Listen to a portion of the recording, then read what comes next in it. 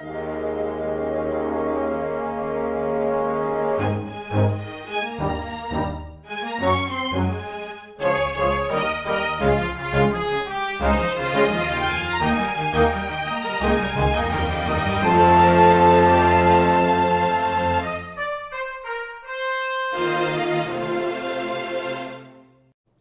everyone, and welcome to Weekly Manga Recap. It is March the 6th of 2024. I don't know anything special about March the 6th, so I don't know if that's a thing that I need to make note of or not. What do you think? Let's see. What's holidays are? Quinn is pulling this from the depths of her memory. Yeah, I memorized all of these. So be aware. Well, this is of course Dental Assistant Recognition Day. This is National Dress Day. I'm wearing a dress. You can't tell from here, but I am. Yeah. So I'm celebrating that, of course. Of course, Nick, are you celebrating Alamo Day? No, I'm not. Well, did you at least celebrate National Frozen Food Day? Probably. When was that? Was that today? Today. We're talking about today. What? No. Had homemade stuff today, so no, nothing frozen. No. One of them here just says social work. So I don't know if it's social work day or just social work. Just social work. And every day is an important day in social work. And then, of course, the big one. This is the one you're probably thinking about that you're like slapping yourself. You're like, how could I have forgotten to celebrate this? National Oreo Cookie Day. Oh, well, no. Oh, wait. Actually, no, sorry. The big one today is, well, I guess this week is Teen Tech Week. Teen Tech Week. Yeah, to make sure teens are using tech, like a week devoted to it. I think they are. I don't think that's a concern in general. The youths. Aren't there like important things? Like is it Women's Month? March is Women's History Month, I think. I think so. Yeah. So that didn't show up in my list of March 6th holidays. What did show up though is Dolphin Awareness Month. So this is a good reminder to make sure all of you listening are aware of dolphins. They exist. I don't think this is about their conservation or anything. This is really just to make sure you are aware of dolphins. Perhaps in a threatening way. Like, be aware of dolphins.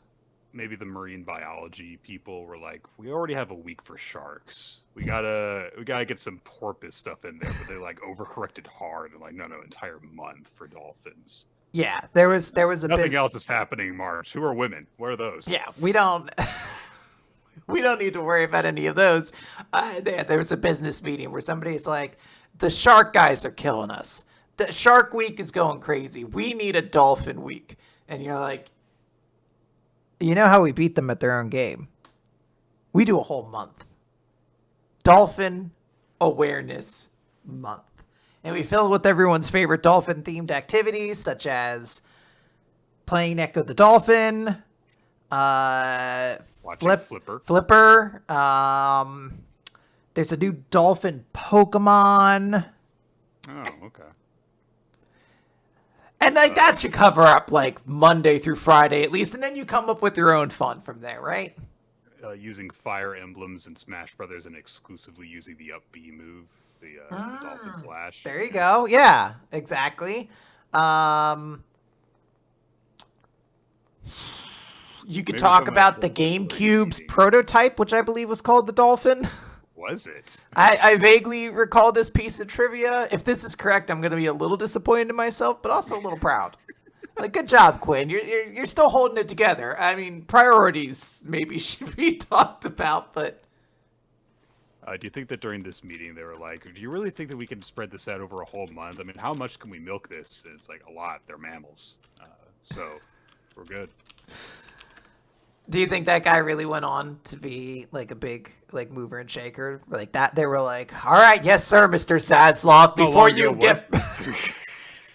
I assume this was Zaslav went from here to Warner Brothers where they changed everything. By the way, I was correct. The Dolphin was the code name for the GameCube prior to its reveal. Okay.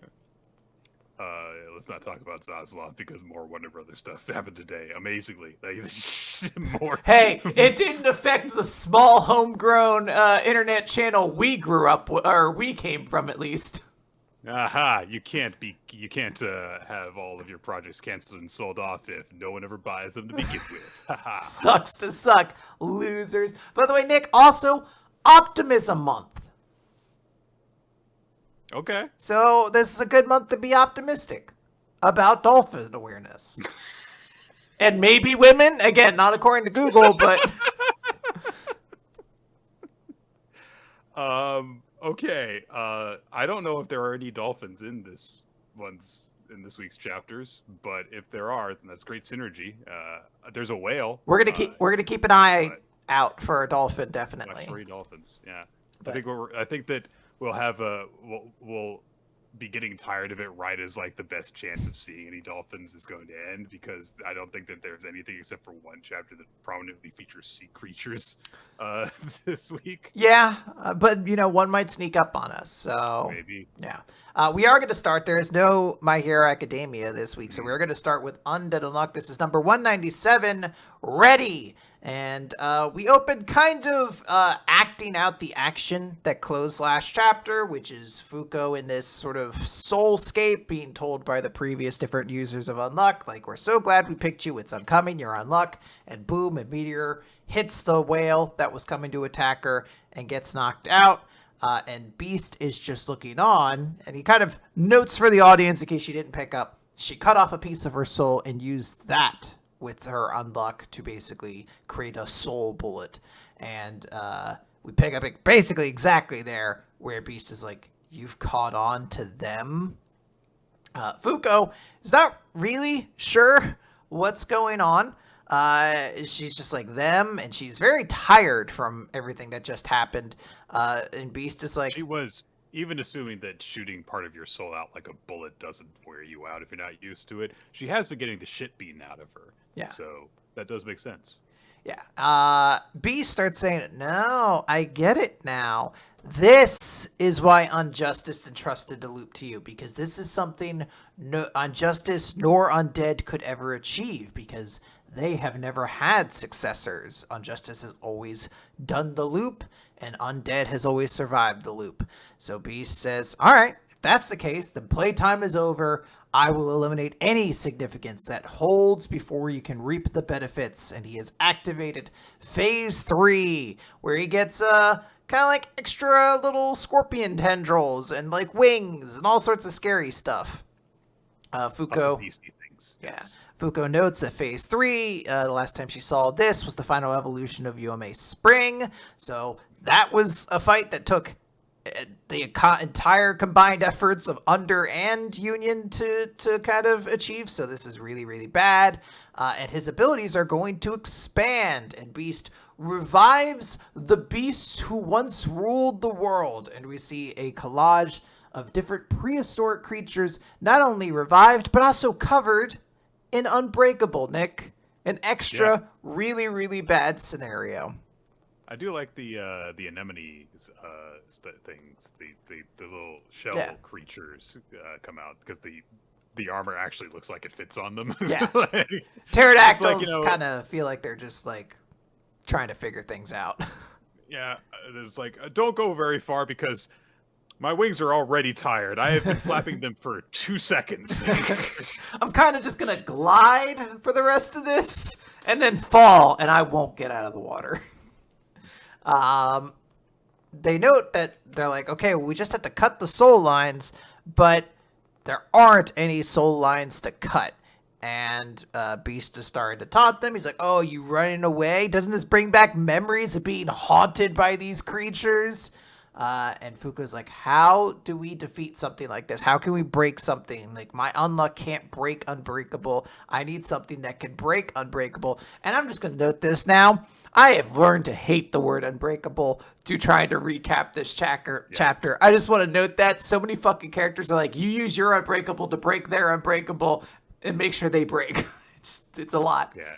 There's not going to be a Kimmy Schmidt marathon after this, unfortunately. No. Well, maybe just a best of Titus scenes. Yeah, it's a good way of going about it, yeah. Somebody notes that something just went inside of Fuko, and she's like, wait a minute. I get it. It's you, Haruka. The reason that you're here and the reason you're on this quest, it's for this purpose. We don't get to find out what that purpose is right now because we cut over to Beast, who's like, oh, your cloud's gotten so small. Maybe you should just give up and get eaten. And he sees Top run away with Haruka. And he's like, what? You're doing this again? It's so boring. And Fuko fires some soul bullets at him. And he's just like, it's not going to work. Like, I still have Unbreakable, so you can't get through it. So, what are you going to do about it? And Fuko just says, well, we'll see about that. You know nothing about the strength of a human soul, Beast. And we see the conversation that just happened as Fuko is like, look, negators aren't chosen by God. They are chosen by successors. We always thought that this was just some random thing God did because he's sadistic and a shithead.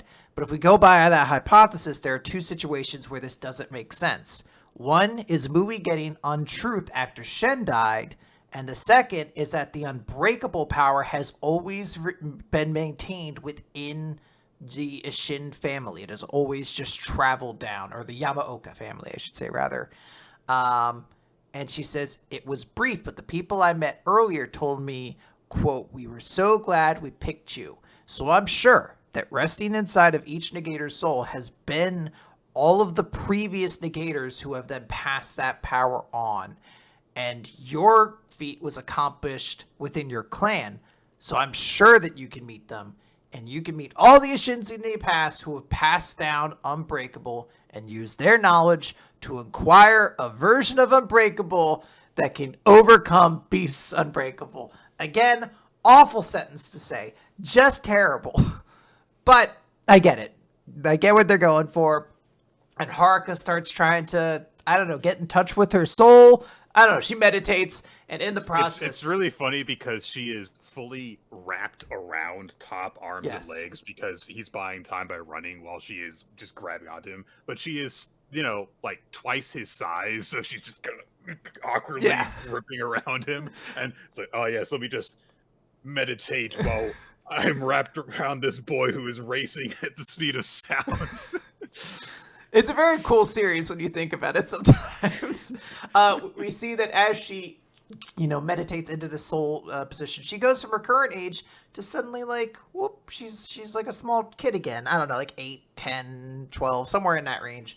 And she sees several other members of the Yamaoka family, including her father, or grandfather rather, who says, oh, it's been 3 years, Haruka, and judging by the appearance of your soul, your heart still has much maturing to do.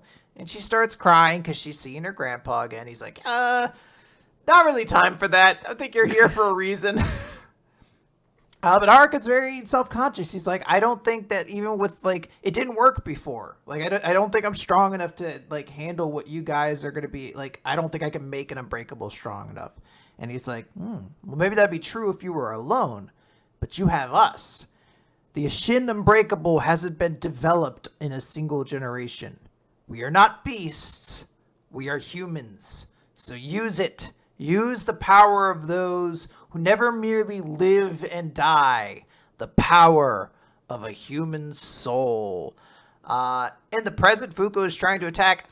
Look, I'm going to get this creature wrong. I'm going to call it a pterodactyl. I'm sure one of you motherfuckers actually, that's closer to a fedora, some nonsense word I've never heard of before. And you're probably right. I'm dumb. But I just understand I know of one dinosaur that has a beak and wings, and it's a fucking pterodactyl, okay? They're all the same to me now. And Beast is just it's useless. Without, you added Unbreakable to this quest, and that was a bad fucking move because I got to eat her and add Unbreakable. You fucked up. And Fuko's like, no, it was a great move. I'm going to show you why it's so great and how you're going to lose. And Top, in that moment, shoots in, as Fuko says, you're underestimating the human soul. And we get a 2-page spread of him in his new Sentai armor, the Unbreakable. Rider kick! Yep. His Unbreakable 12-layered robe runner's regalia. So he broke Unbreakable on, I believe, one of the pterodactyls. And Fuko shouts, this is the sentence that hurts me. He broke Unbreakable, Top. Use that Unbreakable to break Beast's Unbreakable. It's just the worst. Use that Unbreakable to break Beast's Unbreakable. Use that Unbreakable to beat fuck. Yeah, it's a tongue twister on top of being very clunky. And Top just confirms, yeah, time to kick it into top gear. Now look. Parts of this are very cool. There is an instinctual level of this that I hate, which is the conversation of two characters being like, you have to make your Unbreakable stronger to break their Unbreakable. And I'm like, I hate it. I hate that is how that works. I just hate that the crux of all this is like, how can we break Unbreakable? But whatever. They are working into it and trying to make it. The souls are what's important. And kicking people in the face in like a Kamen Rider costume. All that stuff, very, very cool. Yeah. I do like big chunks of this. I like the way that Beast's Phase 3 works, which is, okay, you know, we've seen him getting stronger and stuff, but instead of just merely controlling Beast, he actually, like, is, you know, forcefully creating or reviving or summoning, whatever you want to call it, these extinct beasts that are also bequeathed with whatever powers he has absorbed. That is, you know, that's a very cool, like, Pokemon style evolution to it. It's like, okay, yeah, I see the logic of how this goes, and it's always satisfying when there is a thematic shonen power up there. Yeah. And it's nice to see Haruka getting to do something. Yes, I like that. It does seem like every character in this mission has to pull their weight and contribute in some way. Yeah, so this is going to feel like a team effort when all is said and done. And Juiz was here to help out. She provided her sword and moral support. But Julia, I should say, she's technically not Juiz, right? So. Yeah, but this is nice. I do like that we have this confirmation of, like, you know, look, this is more about how, you know, the soul, the negators work. Yes. Which brings up the question of, like, okay, so then why were all these people picked? In that case, what made them so suitable for all this stuff? That, you know, you would willingly wish tragedy on them in order to get this done. I mean, obviously, it's like, well, so that we can freaking save the world, but it's a big thing. It does make sense a little bit more why some negators, like why you would choose a runner to get unstoppable and, you know, stuff like that. There's some of them that don't make as much sense, like why you would pick a cook to get unburn and stuff like that. But a lot of this just say, like, I don't know, you're also operating on the assumption that, like, the planet has, like, a limited number of people you can, like, flip through. I don't know. It's Magic Soul stuff. I get it. The main message is love. I figured it out. All right. I think that's time to move on to Blue Box then. Blue Box. It's chapter 139. I've done my fair share. And so Haru and Taiki are continuing their badminton match in the semifinals of this tournament. Only the winner of this gets to move on to nationals. So big stakes at play. Hina, you're not in this chapter, but it's nice to see you on the cover page. there she is, moving on. She's also presumably going to go to nationals, right? I mean, considering that she ranked third in the country and the last time that she participated in a gymnastics match, yeah, hopefully. That'd be a pretty big letdown if she didn't. There is a flashback to when Taiki was training with Hyodo and, you know, the other two were training with him, where he pulls out you know, a pentagonal strength chart for Taiki. And it's like, this is what you look like on a graph. And he's got, you know, really good footwork, quite good stamina, pretty good power, okay technique, and, like, no strategy. he's got, like, less than 20% on the graph. And then he says, meanwhile, Haryu's like this. And he has got like at least a 4 out of 5 in everything, Yeah. and like a 5 and a bit in strategy. It looks like on his chart. So he says like, look, you've got the edge when it comes to footwork, but in strategy and technique, Haryu is clearly superior. If he controls the pace of the game, and he probably is because he's going to dictate it. If you attack him haphazardly, he will counter you. We're going to lose all your stamina. So you have to pay attention to what's going on, break your opponent's rhythm, and set your own, which makes sense. Yep. Like if Hyodo gets control, it's hard to get it back from him. Essentially, is what is being said here. So Taiki and Haru have a long volley that, Taiki is able to hit a light tap that Haru returns, but it doesn't go back deep enough, and Taiki's able to just kind of swipe it over in the shallow court off to the side, and he takes a point from that. And importantly, he takes the lead in the game. And so, like, holy shit, he's doing it. And people are watching, and they're like, has he always been good at this good at receiving and everything? And there was also people saying like, oh, he's been training with Hyodo, I guess. And someone's like, huh, wonder how much it would cost to do that. And Akari's like, yeah, I wouldn't recommend doing it. And there's a flashback to some of the brutal training that Taiki had to endure, which is return the shots into this basket. Every time you do, you miss, you have to do a squat. Don't worry, I won't hit it that hard. And he gets up on a big, one of those, what are they even called? Like the jumping crates? Yeah, I don't know what you call them, like gym? milk carton kind of things. Something horse, I feel like they're called. But he's standing with a full elevation of like 5 feet up and smashing stuff down at Taiki from it. So yeah, that would suck. And yeah, it would get you to do a lot of squats and running around and everything. Haru is able to take the lead back after another volley, but they keep on going, and everyone's like, holy shit, Taiki's got some moves. He's got really good footwork, and he's really consistent. He's got a solid core. And then they're like, yeah, Taiki's the first to arrive at practice every morning.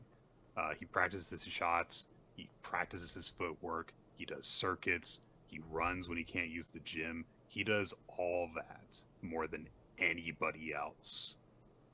And they're like, and someone says like, yeah, skill and good sense, you can't master those in a single day. This is what all that effort amounts to. And while they're talking about this, Chinatsu is nearby in the crowd, and she's listening, and she's thinking about, how she and Taiki would show up at the gym early, but now she's kind of like getting the context of how impressive Taiki is, and also clearly is thinking a little bit about all that effort that she put in and how it didn't pay off.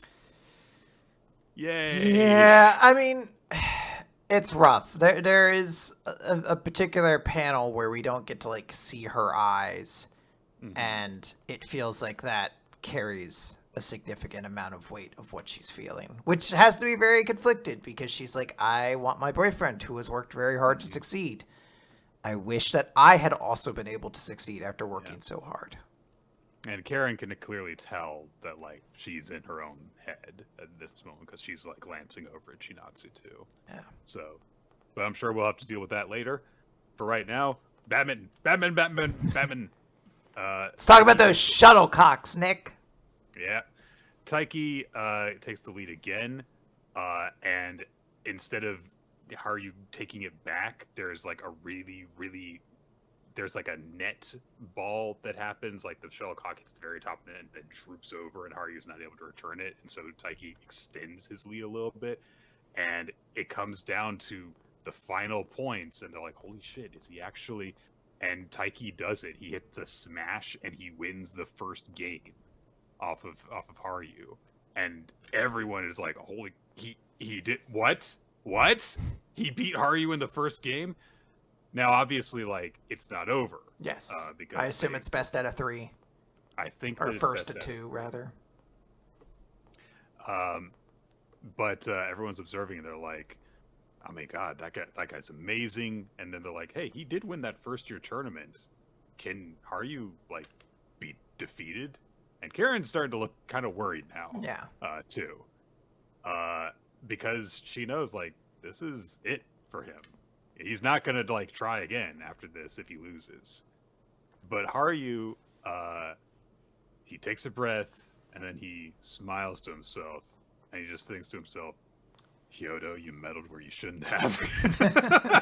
You just had to get Taiki all fired up and it threw me off kilter. And I gotta admit, he's gotten stronger. And I just have to accept that. And they start the second game, and while they're doing it, Taiki is thinking to himself, like, it felt like a year ago it took all I had. Or Haru is thinking this about Taiki. He's like, it took him everything he had to just return my shots last year. He's grown. And he does this, like, perfect little setup for a smash from a jumping position and drives it home for the first point in the game. And he just thinks to himself, I've done my fair share of growing too. And he's got this very serious, determined look on his face. Haru Phase 2 awakens. Yeah, this is where shit gets real. Look, it's good. I love how they're playing with the drama of this. Taiki wins the first game. It's this huge suspenseful thing. What's going to happen from here? This is not, like, we talk frequently on this show about how we're both huge fans of sports manga. This is about as sports manga as Blue Box really gets. And maybe I see why it's not traditionally always a sports manga. This isn't the most compelling action. I'm not at the edge of my seat. There's a lot of close-up shots of badminton players going like, "Whoa," and like, just hitting the ball. And you're just like, I assume this is very dynamic and cool. But ultimately, all the action is just a way for us to better process the drama, which I guess is true of all sports series. But in particular, this is definitely one where it's not at its strong suit, but the storyline being told here is excellent. Yeah. If this were all that there was to Blue Box, we would have dropped it a long time ago. Because it's not like it's bad. It's just unexceptional for the action that's being displayed. But because of the point we're at in the story, there's a lot of context we have with the characters involved. And so there are stakes involved in it. It is interesting that this is like the first like really in-depth badminton match that we're actually getting. And it's only because at this point, like, no, we know who these characters are inside and out now. Yes. And that's the only reason to care at this point. Yeah. All right. Let's now, move Nick, on to Chainsaw Man. Yeah, as I say, we have a collage of irregular series to talk about. Yeah, we do. Starting with Chainsaw Man, chapter 157, College Fund. Oh my god, who did that pair of legs at the end of last chapter belong to? Could it have been a reference to it would take a war to get inside here? Yes, it's Asa. It's Asa. What I love is there were so many theories that it wasn't Asa, it had to be Reze, because Asa wears a long skirt, and you could see whichever person it was, you could see the back of their knees. So it couldn't have been Asa, because she wears a long high school girl uniform skirt. And then the cover page is like, nah, it's just Wendy. It's just Wendy. It's Asa. It's Asa. It's just Wendy. But she's not alone. Fami is with her. Also notably, Asa did not grow that arm back after Yoshida cut it off. She's just got a sleeve that is just whipping around in the wind and that got no arm in it. She doesn't look too put off by it. Fami expresses a little bit of concern, like saying, like, "Hey, does your arm hurt?" And she's like, "Yeah, it's fine." And then Asa says, "Why are we wearing our school uniforms out here?" And Fami just says, like, it's the least suspicious outfit we could be wearing right now. They do high school tours here. It's such a weird way to explain, like, why these characters show up in the outfit we're accustomed to always seeing them in. Yeah. Is they're like, yeah, the most, like, prestigious jail of demons or devils sometimes does high school tours. By the way, we're only trying to get up to the front door, and then it's pretty much we're like not undercover anymore. So it really Right. just feels kind of like a detail to be like, this is why they didn't go home and put on jeans, I guess. Fami expresses that, like, okay, the sensors are like 10 steps in front of us. If we go to that point, the control room will give the command and will turn us into Swiss cheese. They'll all fire on us. So Yoru takes control briefly to say, all right, where inside this place is Chainsaw Man, Famine? And she doesn't say anything. And so she goes, ugh, where, Fami? And then she immediately gives her all the details. It's great. Very detailed explanation of where it is and stuff. But before they go in, Asa asks, like, hey, so beating Chainsaw Man will mean we save Chainsaw Man, right? And Fami says, yes, that's right. Asa hesitates for a second. It says, like, you're getting nervous. Pull yourself together. I'm not getting nervous just because I have to go to a government facility where there will be guns shooting at me. Come on. But she hypes herself up, saying, like, okay, it's my turn to save Chainsaw Man this time. So she starts walking up to the facility, and as they get closer, some panels open up in the ground, some fucking guns come out, and there's some people inside the control room that say, like, I mean, they don't look like devils, they just look like high school girls. One person's like, I guess we'll just go ahead and shoot them. No cares whatsoever. It makes sense for this horrible world that Chainsaw Man exists within, that they're just like, well, I don't know why high school girls would be here, but they shouldn't be here, so they're dead now. So the guns point right at Asa and do nothing. And then one of them says, like, what? The turrets aren't firing. Also, they don't look right either. Our guns look more radical and awesome than usual. Awesome. And they've got the word 10,000 on them. And Fami says, between TV appearance fees, the church's financial support, and devil victim compensation payouts, Asa had a total of 1.33 million yen in the bank. Using those funds, she purchased this weapon system when she signed a written contract that I drew up. Or at least that's how she perceived it. I love it. I absolutely. She even says its name is the College Fund Turrets. College Fund Turrets. But I love that Asa's ability to use this power is based entirely on her ignorance. Like, we saw it before with the aquarium. She's like, this is enough to buy an aquarium. And then it turned it up. Was like, no, it's not. No, it's not. You're such a bitch. And I love that she bought these things. Like, she just, like, Family was just like, here's a contract to buy the weapon. She's like, sounds good to me. And signs it. It's very funny to me. Yeah, and she just points her finger and it's like the most... It's so cool, but it's so silly too. College turrets, fire! Oh my god. Hang on, let me check this. What is this exactly right? Well, it doesn't even matter because it would be 90s funds. According to this, 1.33 billion yen is about $9,000. That's so little to buy the defense network of a very important government facility. Yeah, I love it. I think it would be closer to like 90 million, right? I mean, it doesn't apply as much anymore, but the old adage used to be moving the decimal point back twice, right? Yeah. I mean, it's just changed because it's, a little bit. That's right, yeah. But yeah, it would be roughly $9,000 under today's exchange rate. Yeah. Of course, this is Chainsaw Man World, so who knows what the fuck the exchange rate is. But it's not a lot of money. You'd have to assume the yen's not crazy strong, right? Isn't that where the majority of these devils show up?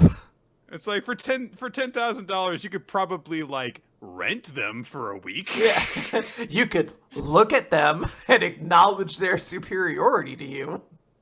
And I like how Yoru is just like, there's no way you could buy weapons for such a pittance. It's a good thing Asa's so naive. and Asa is just like, I did it! I'm the best! I love her. I saved the day! But also importantly, Fami establishes like, hey, you were right though. She can turn things into weapons without touching them now. So we get confirmation that she did in fact do that when Yoshida tried to kill her. Cutting her arm off did nothing. Except took her arm. Fuck you, Yoshida. Yeah, jerk. So guards start to scramble, realizing like, okay, clearly they look like high school girls, but they've got to be more than that. One of the guys, I think it's actually the guy who ordered the guns to be fired, says like, "Oh wait, I do recognize her. That's Asami Taka from the Chainsaw Man Church. We're holding the Chainsaw Man Church's leaders underground here. Is she here to break them out?" And of course, obviously, she's not, or is she? I'm just saying, like, maybe that's part of why Fami is here too. Potentially, yeah. So Fami is instructing Asa as they're rushing through the hallways, like, okay, we can't use the facility's weapons up ahead, so you'll have to engage enemies directly if they come after us. And Asa's like, I have one arm. You should fight them. Fami's comeback is, I'm our trump card. Trump cards get saved for last because everyone in the series is a dork. Yeah, everyone's like, actually dramatic tension suggests that I should save my power until later, when its maximum coolness can be achieved. Oh, man. And if there weren't enough in this chapter already to make you be like, oh, man, I missed you, Asa, so much, they start to go around a corner. There's armed guards going down the hallway just ahead.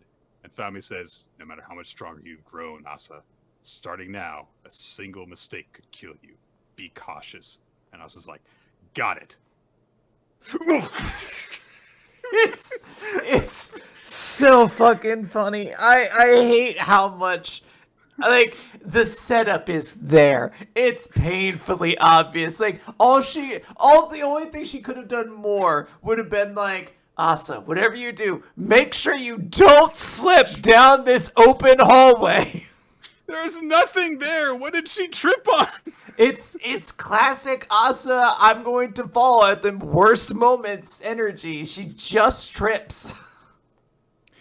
Oh, man. So the guards spot her immediately. Asa gets a look on her face, which is, oh, no. And then they turn on them. So Fami holds out a small little item and just says, what a klutz. Yeah, it looks like she's going to have to deploy that trump card now. Yeah. We'll see. I love that the trump card has to get used earlier. Like, another person would have done that setup to be like, no, she will reveal it, but later. And then the joke payoff here, she's like, fine, I'll do it now. It's got like it looks like maybe like a piece of food of some kind, but it's really hard to tell. It's very small. Yeah, it would not shock me if her power was based around like just food, considering she is famine and she eats a lot. So if she has, maybe it kind of almost looks like a little squid of some kind or something like that. I don't know. It's tough to tell. We'll find out next week. The chapter itself is insanely funny. Like, this is just like a very, very funny chapter. I love Asa's simple nature is enough for her to achieve these awesome goals. They also confirm she doesn't need to touch things anymore. She can just, basically, if she thinks she owns it, then she can make it into a weapon. And the joke payoff here of her slipping is very funny. Like, it's that Fujimoto expert comedic timing that he has, just so spot on, of like, I know exactly how much space to use to make this as funny as possible. It's such a simple joke, but it got me so good. Yeah. Good stuff. I love Asa. Good stuff. Okay. Nick, you want to talk about a good-ass cat? Yeah, let's do that. Kaiju number 8, chapter 103, featuring a flashback to, on the cover page of Mina and her little tiger. Look, it was so small. It was so small. It was a little baby tiger at one point. It was. So there's a problem, of course, going on, which is that, like, yes, we've had all of the cavalry come in. All these new generation guys got to show off their powers in the last chapter. But again, brings to the point of like, hey, like if the new generation's got to get exhausted, the enemy will make another push, and so that would be bad. So you can't afford to get eaten and let it end here, Ashiro. And of course, Mina is stuck inside of the weird cocoon thing, being consumed by Kaiju number 9, and inside her mind, she is in what looks like a swamp made of flesh, essentially, and she is a little girl, complete with like kindergarten or elementary schooler backpack. It's straight up the version of her that tends to be drawn when they want to show how her and Kafka met. Mm-hmm. And so she looks around. She's like, Where am I? What's going on? I feel like I'm forgetting something." And then she bumps into something and looks down and sees that in the pool of liquid, blood, water, I don't know, there is a corpse of a Kaiju Elimination Squad member. And she looks around and just sees masses of these bodies, and she starts to freak out over this. But then she hears a voice calling to her, and it's little kid Kafka. And she calls out his name, and he says, like, "Hey, everything's all right now. Let's go. There's no dead bodies over that way." And Miko is there too. Miko, he's her tiger. Mm-hmm. But Ashiro looks around and she's like, "But what about all these people?" And Kafka says, "Well, don't worry about them. You only make yourself suffer."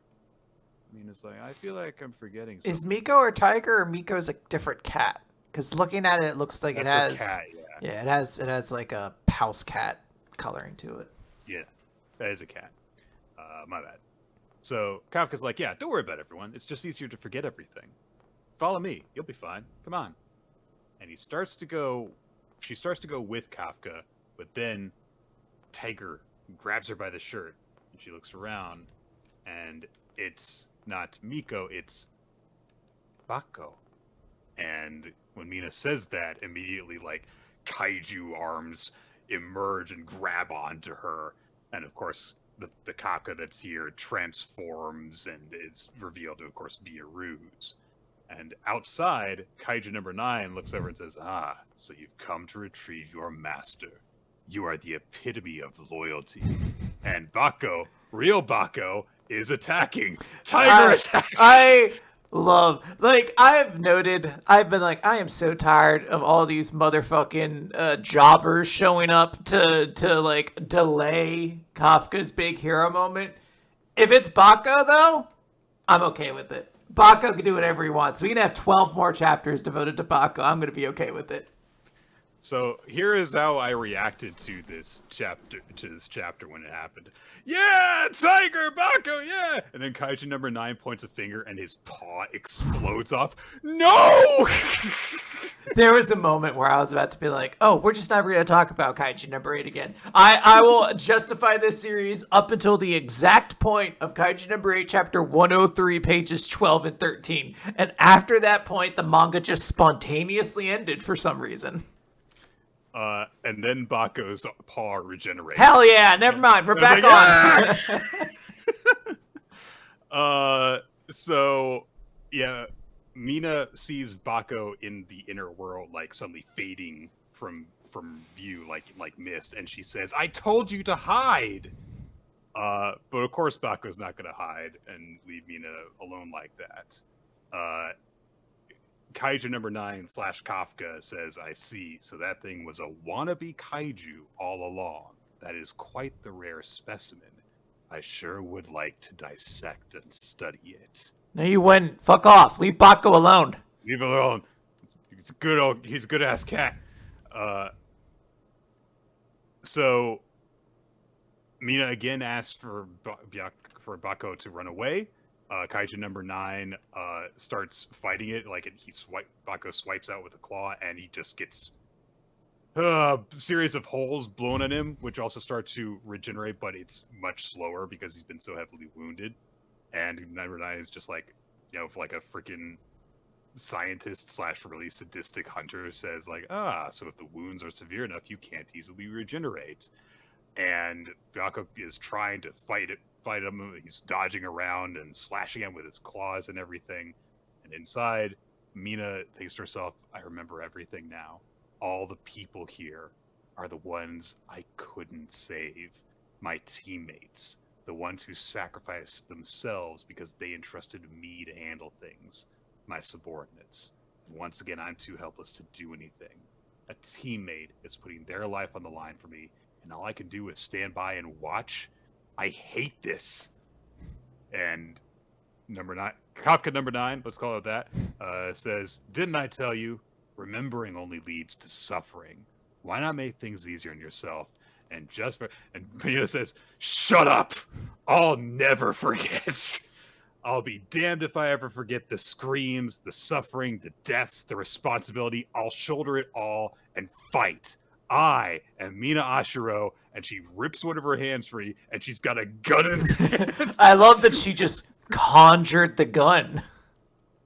And she says, I am Mina Ashiro, captain of the Defense Forces 3rd Division, and she shoots the Kafka in the head. She's like, maybe I should talk about that in therapy. Yeah. She's like, this is going to traumatize me for a bit, isn't it? No more than getting slowly eaten over the course of 2 months is going to, but you got to pass them out. I definitely make sure you are on insurance. This is going to be a one-time thing. Yes, by the way, I am still eating you, but I will still be recognizing your health coverage while I'm eating you. Yeah.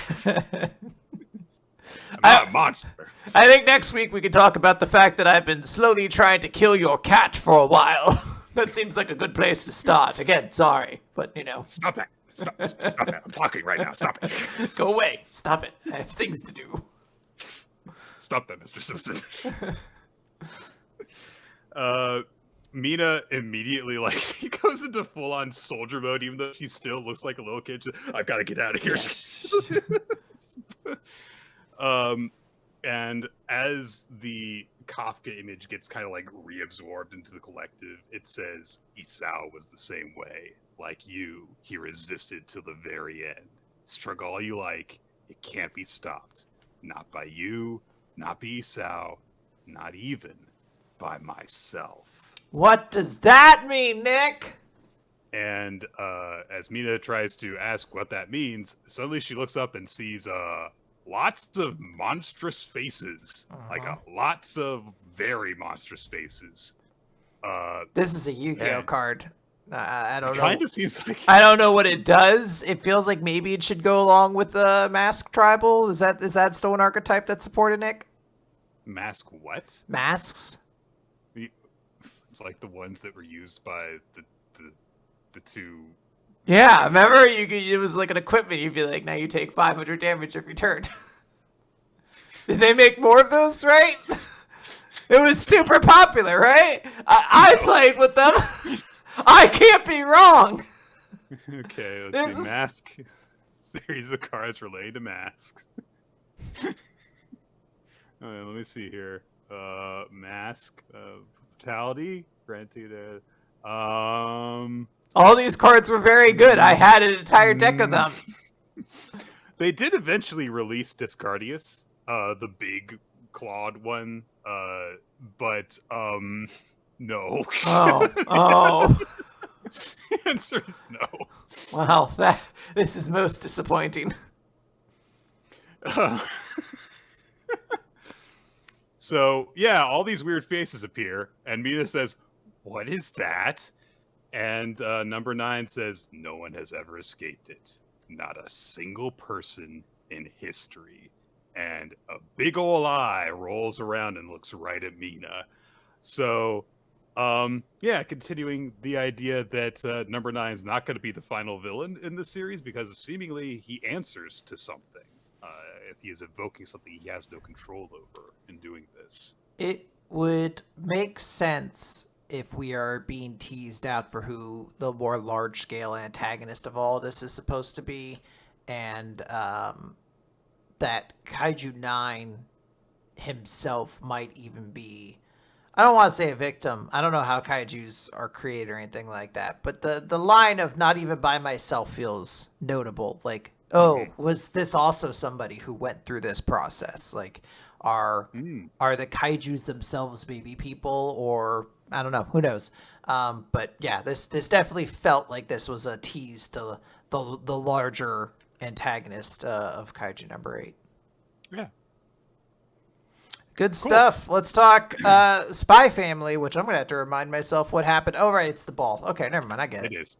Chapter 95 of Spy Family. It's all about the gala, the big dance that they're having, which they hold each year at the academy that Anya is attending. We see that there are some older students, and one of the guys asks a girl to be his dance partner. And it's like, oh, look, little cuties being cuties. And Becky, as she's watching this, is like, "Oh right, I should ask Lloyd soon." And Anya is like, "It's gotta be a party. Will there be cake?" Good on you, Anya. Yeah. So then some of the students start asking like, "Oh, are you gonna invite anyone to the dance and stuff?" And Damien says like, "Why would I want to? I don't want anything to do with the stupid kiddie party." And Mr. Henderson points out like, I mean, in the world of politics, dances serve as major social events, and you could learn a lot from this. It's like, he's just trying to like, get them to stop being little kids obsessed with cooties, right? Yeah. Basically. Becky elbows Anya in the shoulder. Is like, "You should ask him to the dance, Anya." And Anya says, "Will dancing make him like me?" And she says, "Yeah, lots of couples have forged close bonds on the dance floor." And Anya gets this thought in her head, like, this would be a great moment for Plan B. And she imagines them dancing like, do do do do do do. Very innocent. I love you, Anya. So she gets a smirk on her face, and she's like, "Hey, Sayonbai, dance with me at the party."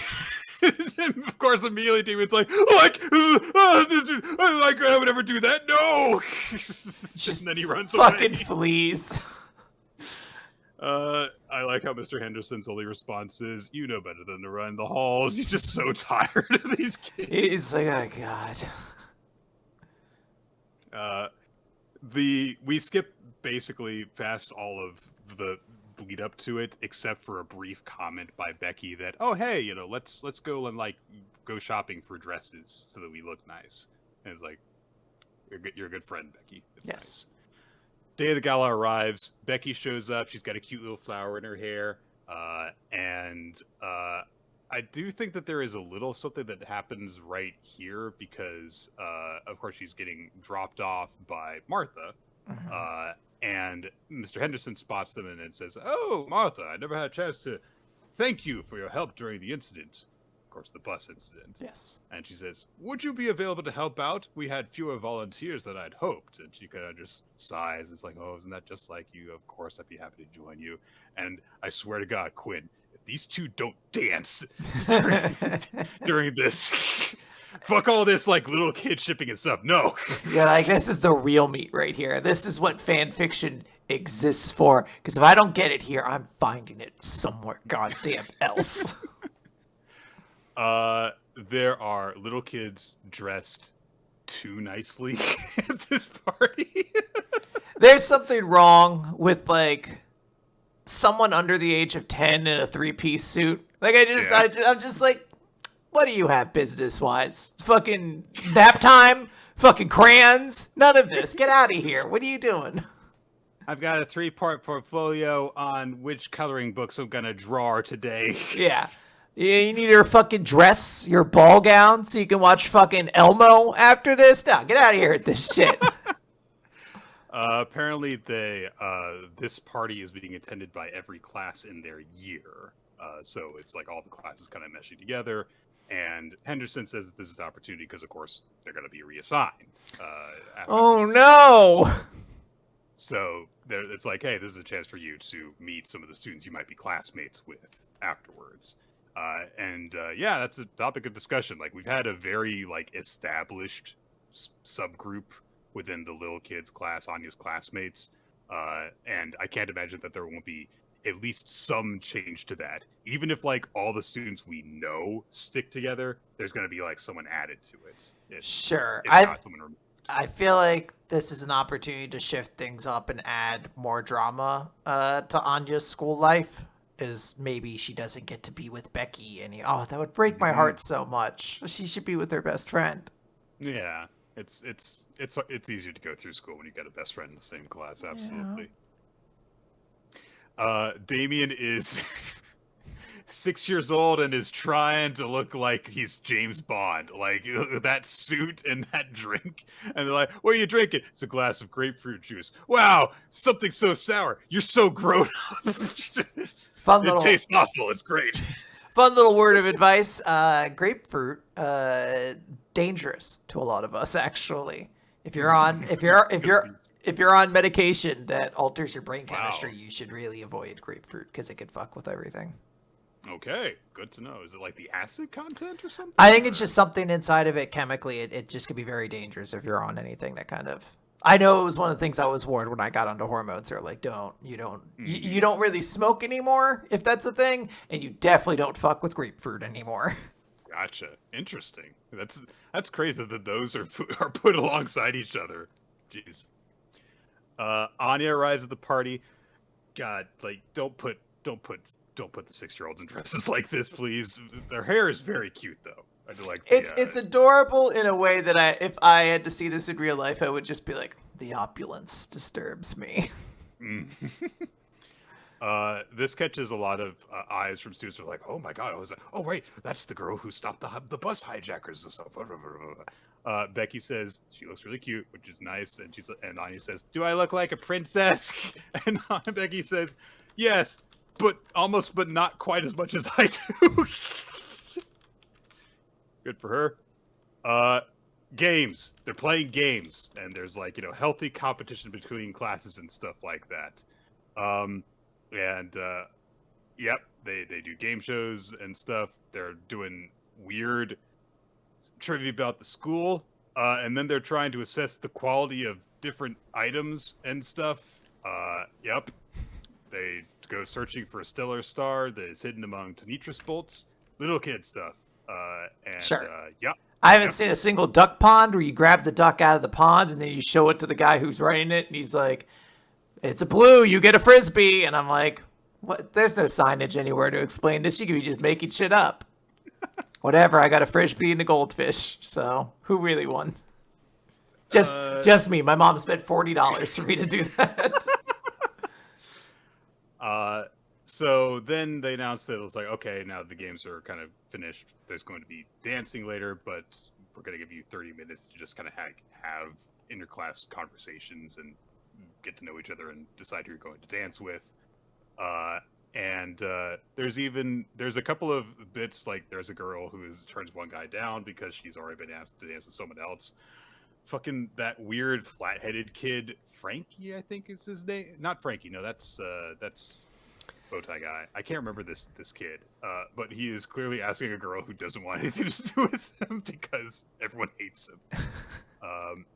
And there's a girl who asked another girl out. It seems like so. Sure. And a kid who asked a teacher out, which is it's like you can get away with that while you're in this year, and that's about as far as people will find it cute before they think it's creepy. Damien's again like, no dancing. Turns out one of the waiters is Lloyd in disguise. Of course he showed up in disguise. Of course he did. But Anya recognizes that it is happening because she can read his mind. Becky again is like, oh, if only I could dance with Lloyd. And Anya's like, you should go dance with that guy over there. And Becky says, my Lloyd is the only man for me. Okay. A guy with hair, let's call it that. Brush that. You little shit, get a haircut. Jesus. I do. What is it? What is on his tie? Does he have a skull on his tie that looks like a vampire? Is this Crowley? Which one are you referring to? The guy who asked Becky to dance. He's got the swoop hair. Oh my gosh, I must be missing this character here. Oh, yeah, I don't know. Yeah, he does. He's a little fucking nerd. Look, this is more than likely one of the new characters to the series, so Nick, you better enjoy him and his swoopy hair. Oh, no. Yeah, because he gets a whole, like, he's Narcisse from Rose Hall. Great. His name is Narcisse. That can't possibly mean that he is full of himself. Also, he's part of he's the heir to the Hubris business group. Puns. Lots of guys want to ask Becky to dance because her family is fucking rich. Becky turns them all down because, quote, I'm not interested in children. Oh, God.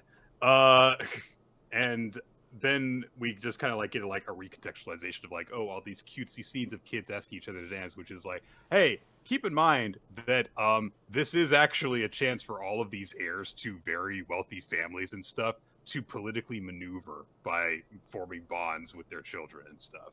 So yeah, Damien immediately has a bunch of girls who are like, "Oh, dance with me, dance with me, dance with me," and he's like, "No, I'm not interested."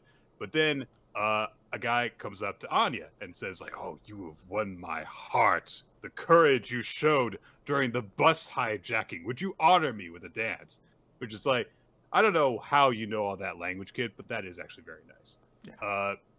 And Becky, realizes that this is an opportunity, and she's like, "Oh, Damien, you're gonna get Anya stolen away from you. If only you hadn't refused her invitation." He was like, "I don't care. I don't care who she danced with." Ah!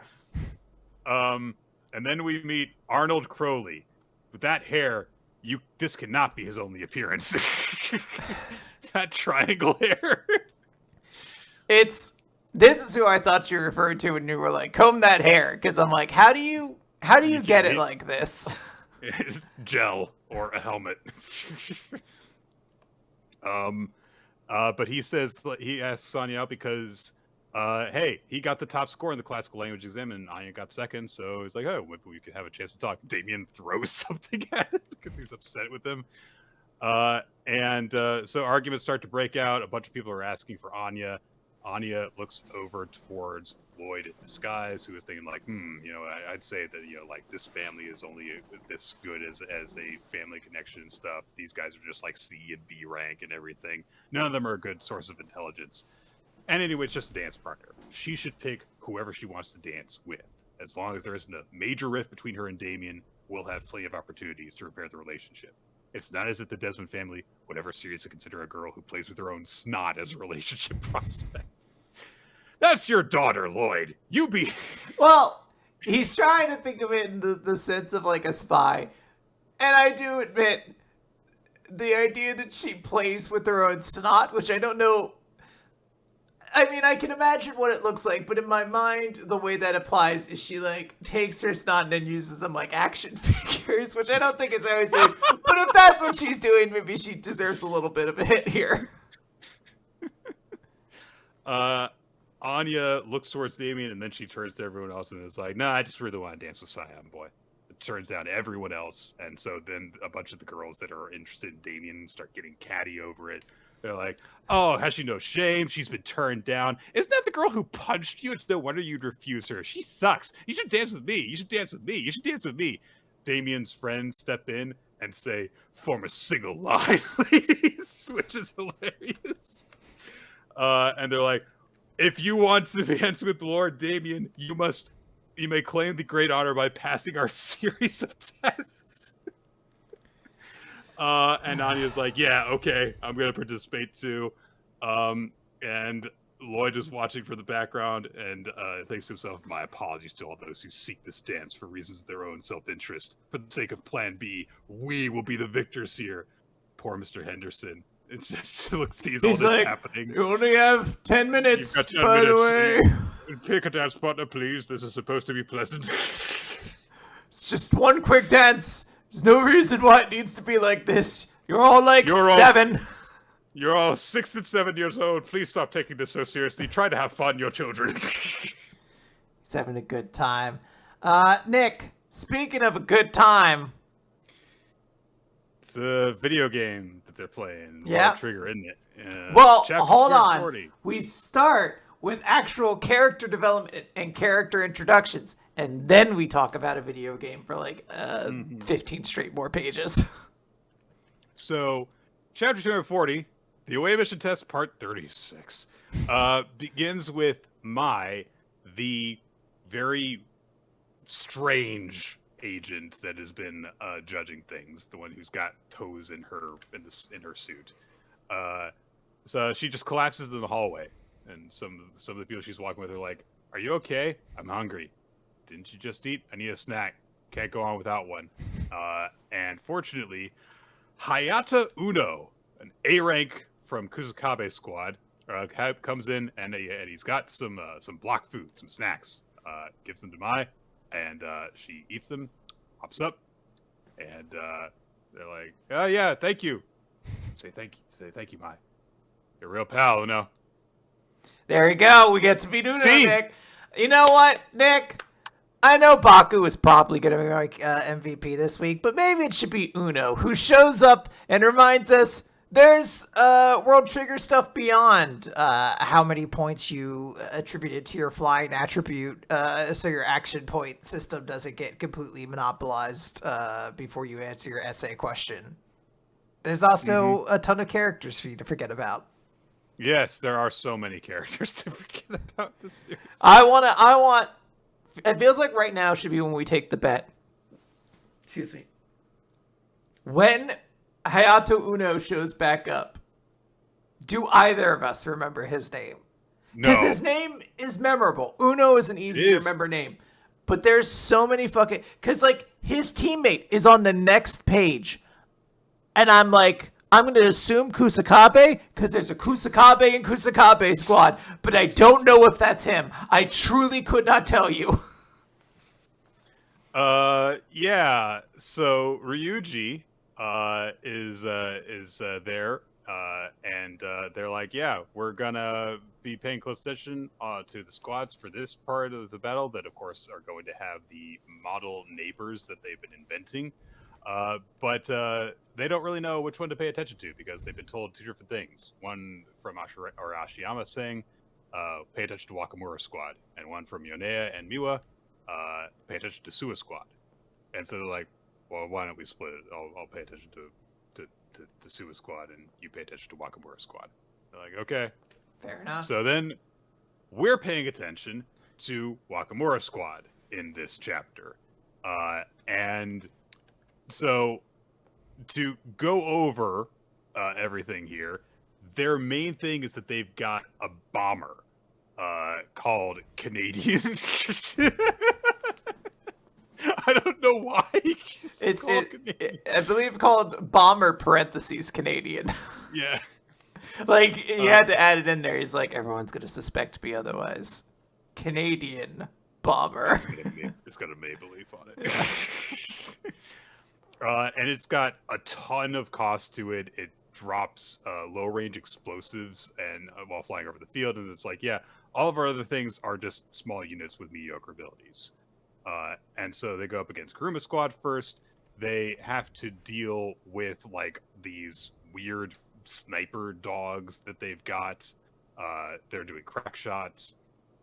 And from doing that, they're like, okay, they got a balanced formation which we can break through.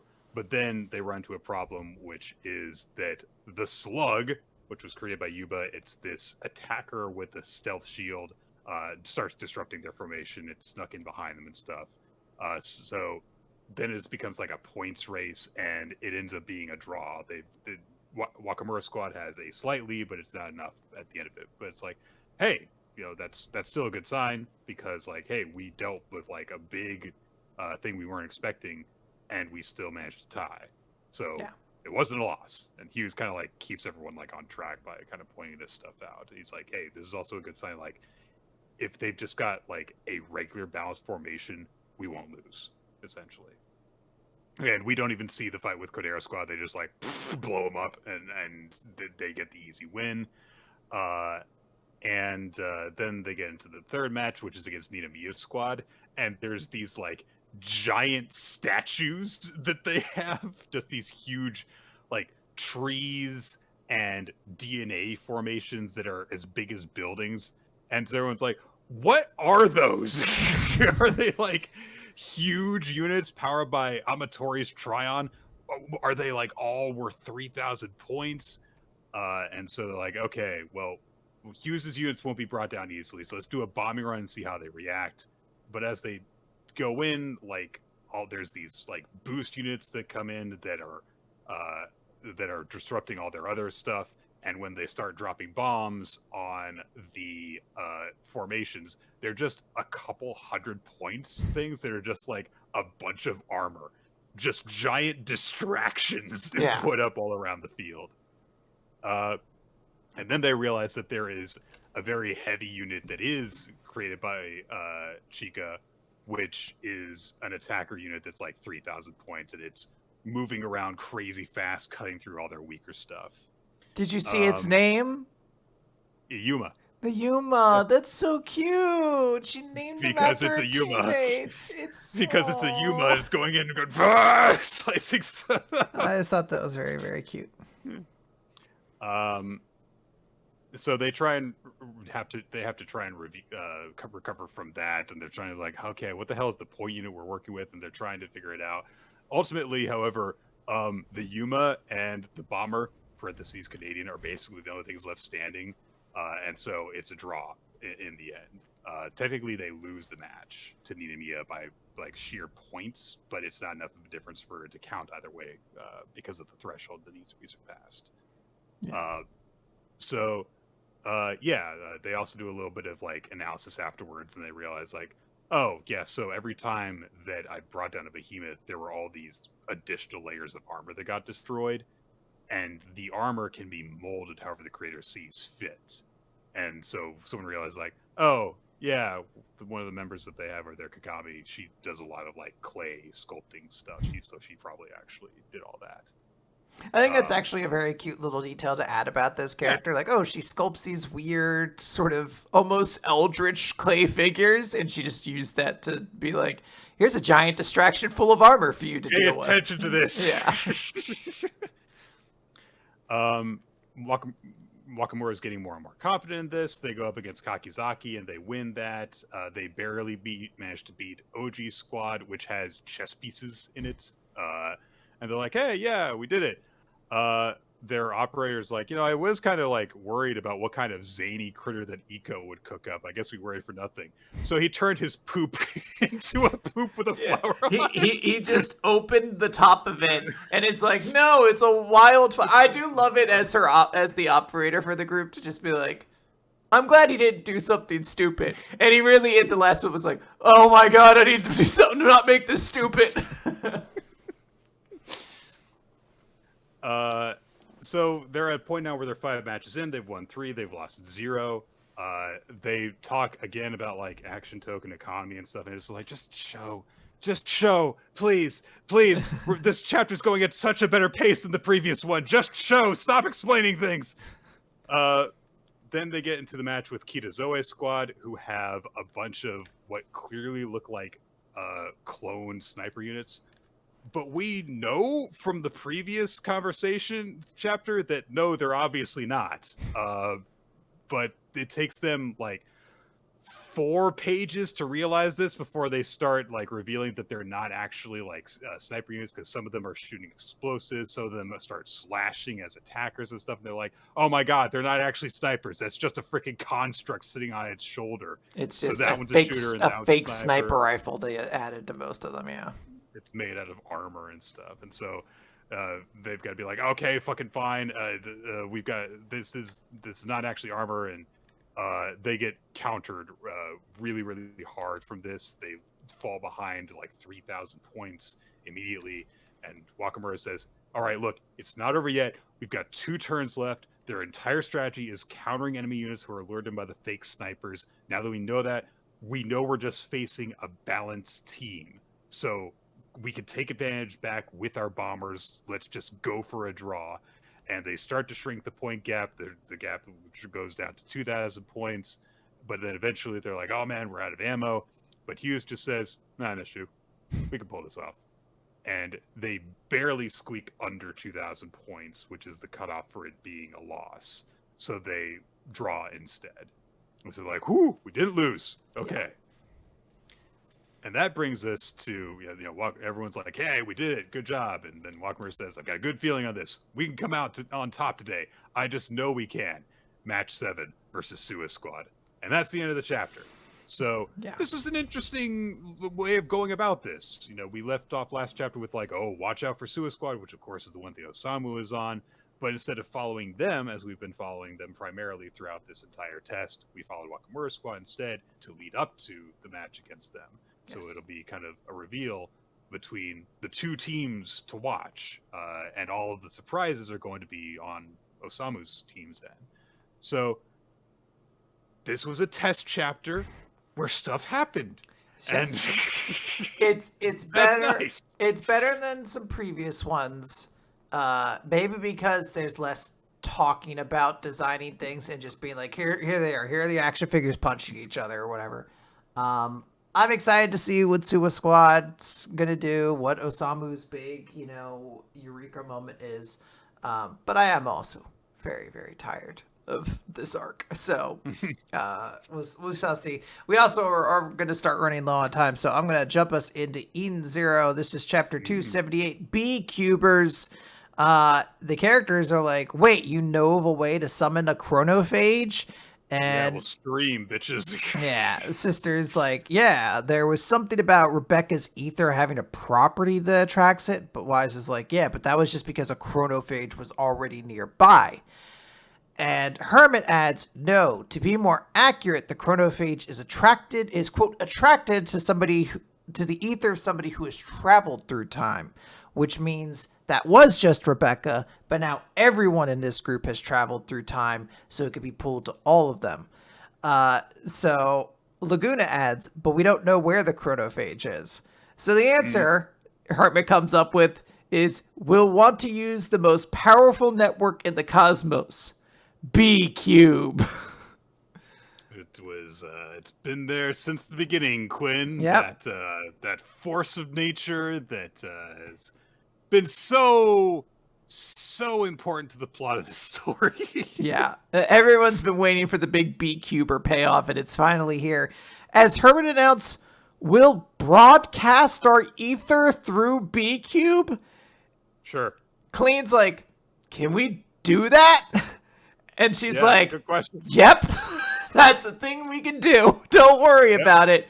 But we're going to need the help of big B-Cubers because we need to get to a whole bunch of people. Remember, Rebecca is like a big one, but she only has like a couple million subscribers. Oh, no. We need galactic numbers. So we're going to need maybe tens of million, maybe even 100 million. So we're gonna have to across the whole galaxy. That's so many people. Yeah, that's gonna pretty much cover the whole thing.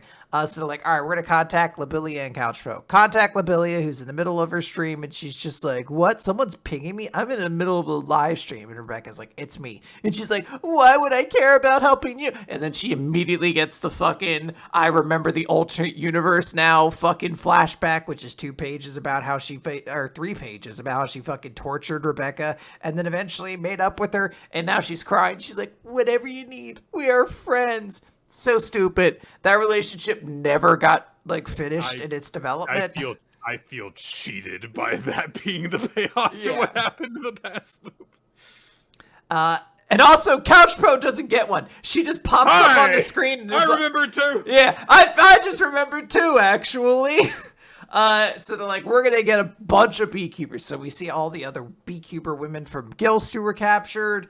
We see, I don't know if we're supposed to recognize everybody from here. I know Nico, that anime guy that Rebecca fought in the one universe, is there. That's right. Anime will save the world. Anime will save the world. A bunch of different characters. I'm very concerned by the guy with the pointy chin and the tattoo of the pitchfork. What? I have a channel where I find bodies in the forest. Okay. Maybe we shouldn't have this guy on our squad.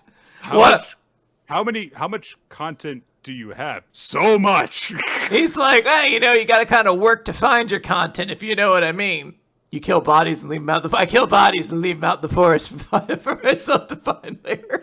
Oh no! Who would have found this with me here again? Another body legally outside of my backyard, but very close to it for the purpose of this video. Yeah, because it's kind of cold out. I didn't want to walk too far. Anyways, Rebecca's like, "This is great." Morris just like, "'Tis truly an impressive view count." We don't know what the view count is. Hero, show us the number. Hero reached a point where he's like, if I put a number out, everybody's gonna make fun of me. He's like, ever since I said the thousands died in that giant space battle. He's like, this is a lot of beekeepers, so maybe even 1 billion people, galactically, 1 billion people could be. They're like, do you think this is enough to find the chronophage? I don't really know what this means. Like, I don't know what the science of this is supposed to be. Like, if it's supposed to be like beekeepers like holding their phone up to the sky and being like, "Do you see a dragon? Do you see the chronophage?" Or if the chronophage energy and the chronophage do a trace of the energy through the internet. I like to think that this plan is to get the chronophage who has like his phone in front of him. And he's like, "Oh shit, what's going on Labilia's channel? Rebecca and her fucking shitty time traveling friends are I'm gonna get their shit right now." He puts his phone down. He's like, normally I would stick around for the VTubing content, but now I got fucking realities to upend. The alarm starts going off because the Eden's 1 has crashed into the Eden 0, and they're like, that shouldn't work. That ship should be completely uninhabited at this point. And they're like, well, if you recall, the ship is a living construct with its own AI that hates everybody for some reason, so that's not going to work. They're going to crash into a planet. They're like, we're going to have to basically, like, try to beat the 1, but they're getting shot down, and they're like, no, we didn't get shot. Someone shot something into us. They're like, oh no, it's an intruder. Nick, in case you had forgotten, like I thought we were going to, Lady Freya, the legendary sword fighter, is here. The other member of the Erasion 6 we never met. Sure. Not to her be... her armor includes a ponytail. I just wanted that to be pointed out. Her hair passes about 4 feet through a tunnel in her armor. Yes. It's it's to help with her sword skills. Yes. And they're like, oh man, she's really strong. She's mastered the use of every armament, and she's never been scratched in battle. She's very, very cool. But Sister's like, well, we're gonna outnumber her though and beat her up. And then a bunch of tentacles grab her. Weirdly, not erotically. The moment I started seeing like tentacles come up, I was like, this is gonna be horny. And then I turned the page. I was like, this is surprisingly not. It's because she's not alone. Cure is also here. Remember, Cure is one of the Erasion 6. So the last 2 members who haven't been defeated have now revealed themselves, and most of the Eden Zero crew has been captured. The only people that haven't are Clean, Jin, and Homura. And they're like, Jin says, Homura, you have to go deal with Lady Freya. And Clean says, she fights with a sword, Homura. You're the only one who can beat her. Which, sure. That checks out. It checks out. That's logic. I want them to use that logic in One Piece sometime. Like, a character shows up and they're like, Zoro, that guy has a sword. You have to fight him. He's like, I know. He's like, we have a pattern here. Homura nods her head. There's zero tension to this scene. No. Homura has already been in a fight earlier this arc. There's nothing currently to suggest any fatigue or anything. She just says, okay, and that is where the chapter ends. Yeah, it is a chapter that is there, outside of the absurd ridiculousness of we'll use the power of streaming to get the plan into action, while seeming to not understand how streaming works. The sheer like, hey, remember Couchpo and Labilia? Here they are. Well, they were kind of like unofficial members of the crew of the past loop, and it's like, well, what role do they play in this loop of the stories? That they help with the stream. They help get the views. It's not like, if you had told me like there's gonna be some plot where the beekeepers like unite and use all of their thing, like I would have been like, yeah, that makes sense, sure. I just don't know if this was like a satisfying way of doing it, because I still don't really understand what they're doing, but whatever. We have to deal with the 2 last people, and the series hasn't really like figured out how to like escalate. So it felt like we kind of handled the big fights, but then like actually there's 2 more here because Jin and Clean didn't get a fight, and I had to beat up Cure. And I don't know. We said that this lady was the strongest swordsman, and the only sword person is Homura, so I guess she gets 2 fights. Because we gotta do a thing in order to make it seem like Homura is actually like surpassed Valkyrie or whatever. Yeah. And all right, Dear Anemone, Chapter 3, Unknown. So someone decided to jump in the water to go after the near strangers and save them, and Anemone is like, why? Because this is, worthless. Like they're weak. Who Mhm. cares? Our protagonist just swims down anyway, and tries to rip up like all the tendrils that have ensnared his companions. While Anemone continues to be like, I don't understand. The laboratory is right there. What the hell is the point of all this? Isn't he afraid of dying? And of course he's afraid of dying. But of course he's like, if I don't deal with this thing, the two of them will die, and I'm more terrified of that. Okay. But tearing all that stuff off of the creature has done nothing. It simply regenerates the arms that he has torn off and then snares him too. Hooray! But Hachiue flashes back and remembers, like, wait a minute, I actually recognize this thing from when Yoshio showed me it, like on like his phone, because he was obsessed with weird creatures and stuff in biology. And Hachiue says, like, yeah, this is called a basket star, the first discovered deep sea species. They've got all these weird tentacles, all these tendrils. They're just like a plant. They catch prey by ensnaring it. And if outside threats harm them, they can regrow their arms and regenerate them. And Hachiue is like, oh, well, that sounds like they're invincible. And Yoshio says, like, well, no living thing can be invincible. All living things have natural enemies and weaknesses.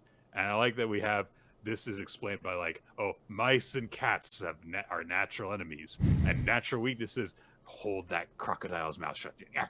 I mean, it does work. It does work, but I just like how it's just like the crocodile just looks like, please let my mouth go. Hey, dude, I was kind of just chilling. We didn't have a problem until you fucking started this shit.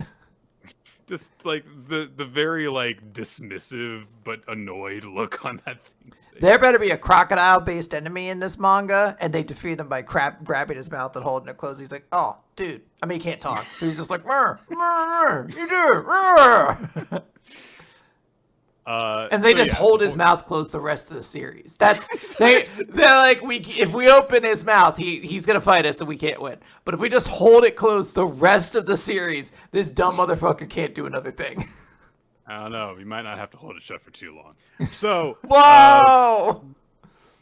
Yoshio tells Hachiue the way to beat the monster in front of him. Sorry, the weakness of the basket star, which is that if you break the central disc, that's its weak spot. So Anemone is continuing to watch Hachiue doing this. He's like fully like enwrapped in a bunch of the tendrils now, and as it's watching him, Anemone is like, I don't understand why. Like, why does he persist even after he's coughing up blood? And then all of a sudden, Hachiue's arm starts to like glow. Part of like there's stuff like flowing through his bloodstream. And Anemone realizes, wait a minute, a part of me is being drawn away into the human. And Hachiue reaches out with that glowy arm and plunges it into that central disc and starts to tear it apart, and the entire thing rends open, split in half, and parts of it go everywhere. And he and his companions wind up on shore, and they're able to breathe, and they survive. And of course, Hachiue is like, what was that just now? And he looks up at Anemone and says, did you help us? And Anemone's like, what are you talking about? And Hachiue says, I don't know what you did, but it seems like it. So thanks. And Anemone's like, I didn't help you. What are you? So they are intrigued by him now. Anyway, the laboratory's over here. Let's go there now.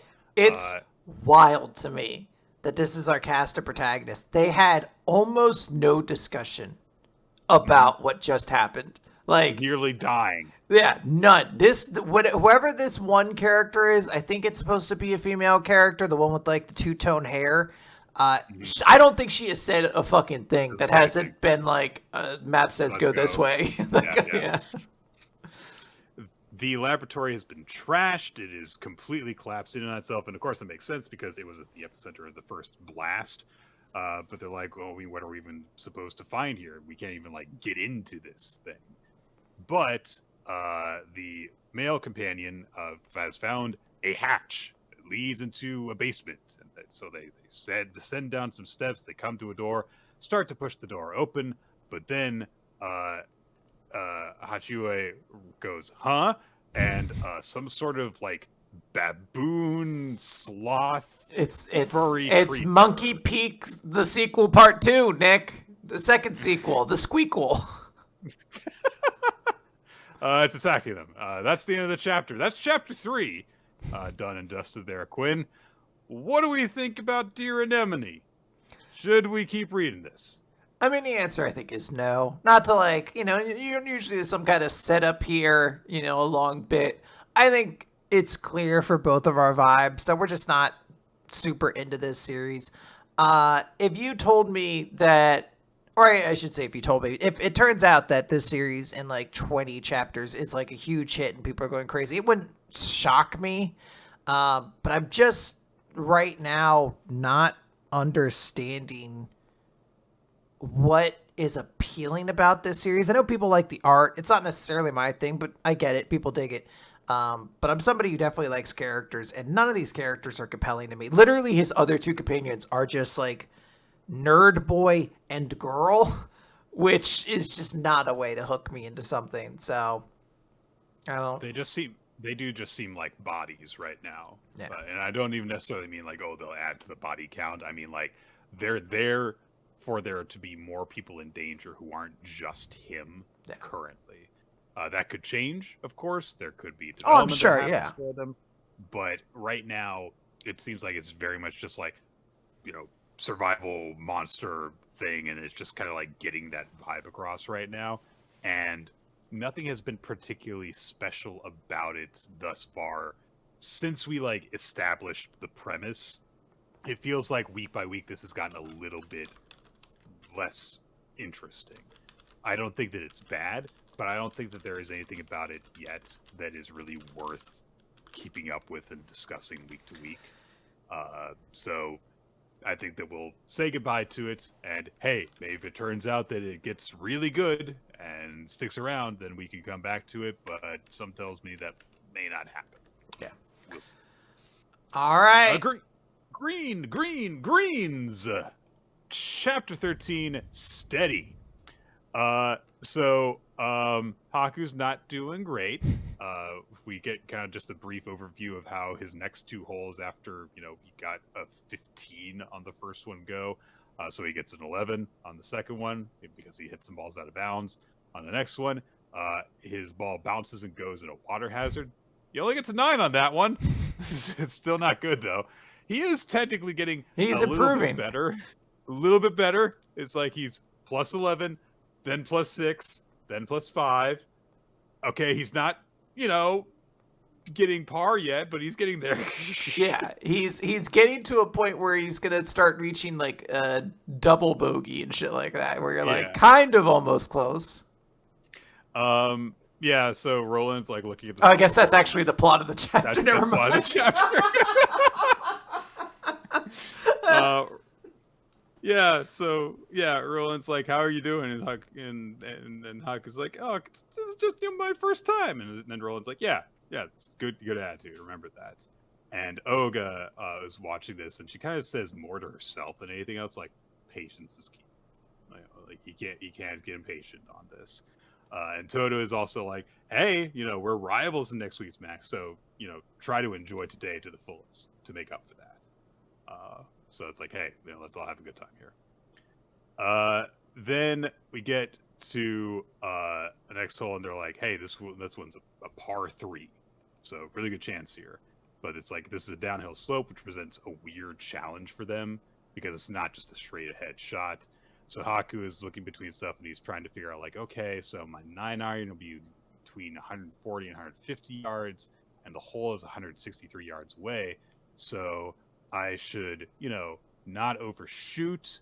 I should use this iron and stuff. But he hits it and he overshoots it. And I do love the face that he makes. It's very weirdly like sketchy, and the way that it's drawn to exaggerate his disappointment. And so he's like, oh. And Roland's like, what kind of iron did you hit that you overshot it that much? And he hit it with an 8 iron. And he's like, man, it's been a while since. How do you hit it that hard? Jeez. That's big. Why am I calling him Roland? His name's Oliver, isn't it? Yeah. I don't know where Roland was coming from. I don't know where that comes from either. Anyway. So Haku goes into the trees and stuff. He ends up getting a +5 on the hole as well. So Toto's like, man, your first shot was kind of on point, so too bad. And then Haku says, hey, can I ask you something? I went like aggressive to make sure that my ball would reach last time, but now I kind of get the feeling that I wasn't making the right call. Would you have been less aggressive in my place? And Toto gets like kind of surprised that he asked her this, but she says, yeah, that's a good question. In golf, your goal when you're driving is to get on the green. And so courses are structured to punish you if you go for it really hard and you fail. So there's a pond past the green, or there's rough beyond the green, there's a sand bunker. Hell awaits when you're too aggro. So I'm not the aggressive sort. But Haka says, yeah, okay, well, thanks. That really helped. There's a lot about golf you can't understand until you get out on a course. And so he just immediately like marches off like, da, da, da, da, da, But Toto is like, wow, he's actually like watching what he's doing. And Haku is just thinking to himself like, hey, I know that if I could play the same hole again, I'd probably do way better, but I've got to keep moving. In golf, it's a one-shot contest with no redos. So keep on moving ahead. Hole 5 is a par 4. And so they're like, okay, there's a tree in the fairway that's like 250 yards in. And so everyone's like, hey, you think Haku would just like shoot the ball over it and stuff? He's analyzing what to do. He's like, okay, I use a driver here. But then he's like pauses in the middle, and Oliver is like, hey, what's going on? He's like, I'll hit it. But then he says, like, I was just considering what's going to happen after I hit the ball. Because you've only got one chance when you're going through golf. And now it feels like I can't imagine anything beyond the tree. And so he gets set to use the driver, but then right after going into the upswing, he suddenly pauses and considers the distance to the hole. And he's like, hold on. I don't think I should use my driver here. It's okay if can I switch clubs? And they're like, yeah, it's fine. You can do that. He didn't hit the ball. He doesn't have to take a stroke, essentially. Right. So he switches to an 8-iron instead. And they're like, well, where are you doing that? And he says, like, yeah, I've been doing, like, research, and I came with just the average set, but I've only gotten a chance to practice with a few clubs. And I'm not really confident going 100 yards or less with any of them. But if I hit with my driver, that's about how much distance there will be left, is about 100 yards. And so out of all the clubs that I've practiced with, I'm only really used the driver, the 7-iron, the 8-iron, and the 9-iron. So, and the putter. So those are the only ones I'm comfortable using. So with 350 yards, I could hit with twice with my 8-iron and be a little less than 180 yards each time. Or if my first stroke goes well, I'll switch to my 9-iron and hit it a shorter distance. I could do that. And so they're like, he's actually like really thinking about this. I love it because this is sports manga shit down to a T. Oliver has the mental process of not only does he have an accurate sense of his abilities, he has a sense of strategy too. When like in real life, you'd be like, all right, dork, hit the goddamn ball. like you'd be like, lunchtime has come and gone already. All right, let's move. Come on, slowpoke. And he does not have a magical moment where he is amazing on this hole. In fact, he gets a very unlucky putt right at the end, and he gets a double bogey. But they're like, "You got a double bogey, Yaesaki. You got a named score. That's great." So this gives him like this big, goofy double thumbs up with these cartoonishly round hands. And so they're like, double bogey, double bogey. He's losing his mind. And Oliver's like, it's like he's gotten a hole in one. But Oga says the wind blows for the people who truly enjoy themselves. That favorable wind that gives your ball the final push it needs to fall into the cup. Ridiculous. But that's not the note we end on. Instead, Oliver turns to Oga and says, like, I don't think it'd be that surprising if you lost to Yaesaki today. And Oga's like, what'd you say? And Oliver's just like, he's lowered his stroke count by 9 within these 5 holes. Have you done that? You what have you accomplished? You haven't accomplished anything today. And so Oga's like, you want to fight? You're on. But powers. Like, okay, make it a fight against my guy. Calls Haku my I guy. love that. So cute. My boy, my guy. And yeah, it's Haku. He calls over to Haku and is like, "Hey, on the next hole, you're beating Nadeshiko. Do it, and you'll get a reward." And Haku's like, "Oh, what are you talking about?" And Oga's like, "I'm gonna kill someone." She is ready to fucking rip someone's asshole out. I love this ending. I think it's so fucking cool and exciting. I just love her fucking stare. Like, what do you think he's gonna beat me? He had 15 strokes on the first hole. Like, what the fuck? I love the shifting art style to evoke those different moods in this chapter. We got the really cartoonish panels with Todo with double thumbs up and Haku's disappointment, and then at the end, it's like she's she's like gonna breathe and like fog's gonna come out. Yeah. Of her. Fun chapter. Very, very even though good. it's all about a guy sucking a golf. And you got a double pokey, Nick. That's better than I will ever achieve at a golf hole. Absolutely. New Exorcist, Chapter 40, Unreliable Older Brother. So Shitatsu is looking at her unreliable older brother trying to kill this spirit guy, and she thinks to herself, like, when we got into that first fight, I realized I couldn't bring him onto a battlefield, and I knew that despite his lack of strength, he would never back down, and he would get himself killed. Even though he's weak, he wouldn't give up. And of course, in the present, hey, he got all strong with this power up and stuff. He's got his cool coat and everything. He cuts up this third degree spirit or whatever. And Shitatsu just says to herself, "Come on, I left you behind because you were weak. I guess I didn't imagine you get stronger on your own." He didn't. He didn't get stronger on his own.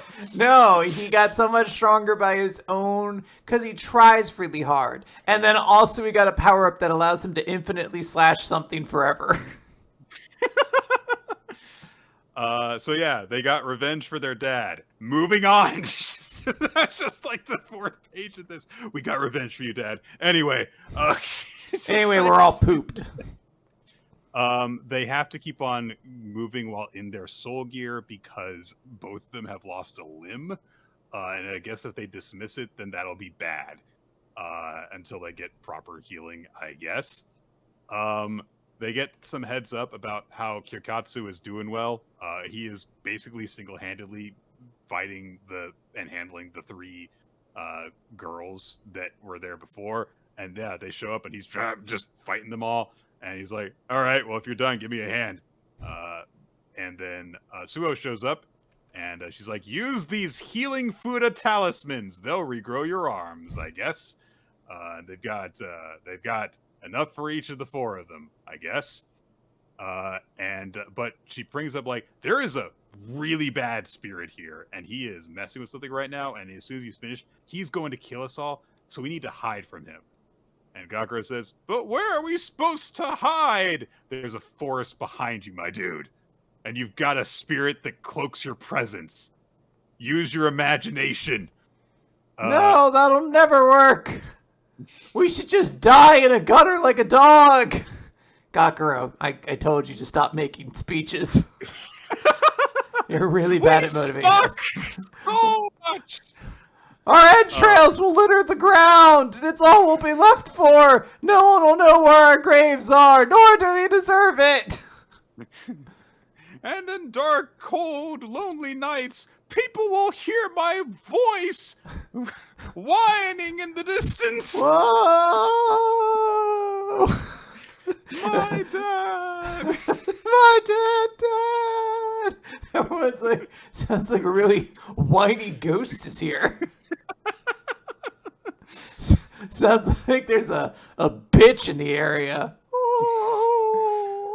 Oh God.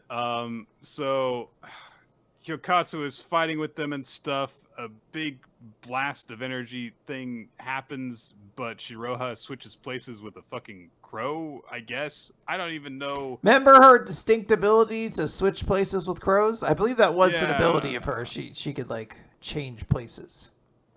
So she does that, goes to attack someone from behind, gets grabbed by the other two, just switches with the bird again to get away from them. And as a result of that, has gotten all three of them in the same place so that they can do a big, like, I'm going to push you into this explosion attack thing.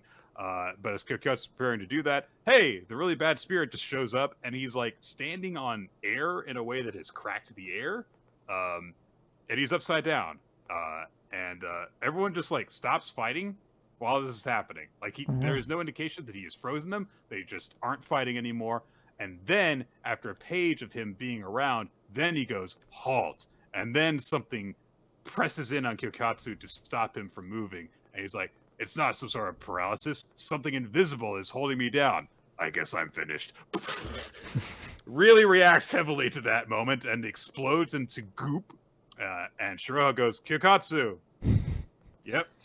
This is an emotional moment, Nick, where Shiroha looks in the air and just goes, Kyokatsu. He did just turn into fucking blood and paint or something, and then our reaction is just like, hey, what happened? But it wasn't that he just exploded into goop. He exploded into goop that coils around everyone and like holds them in place with his command energy.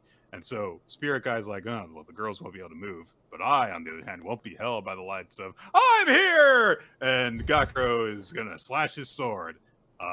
Yep.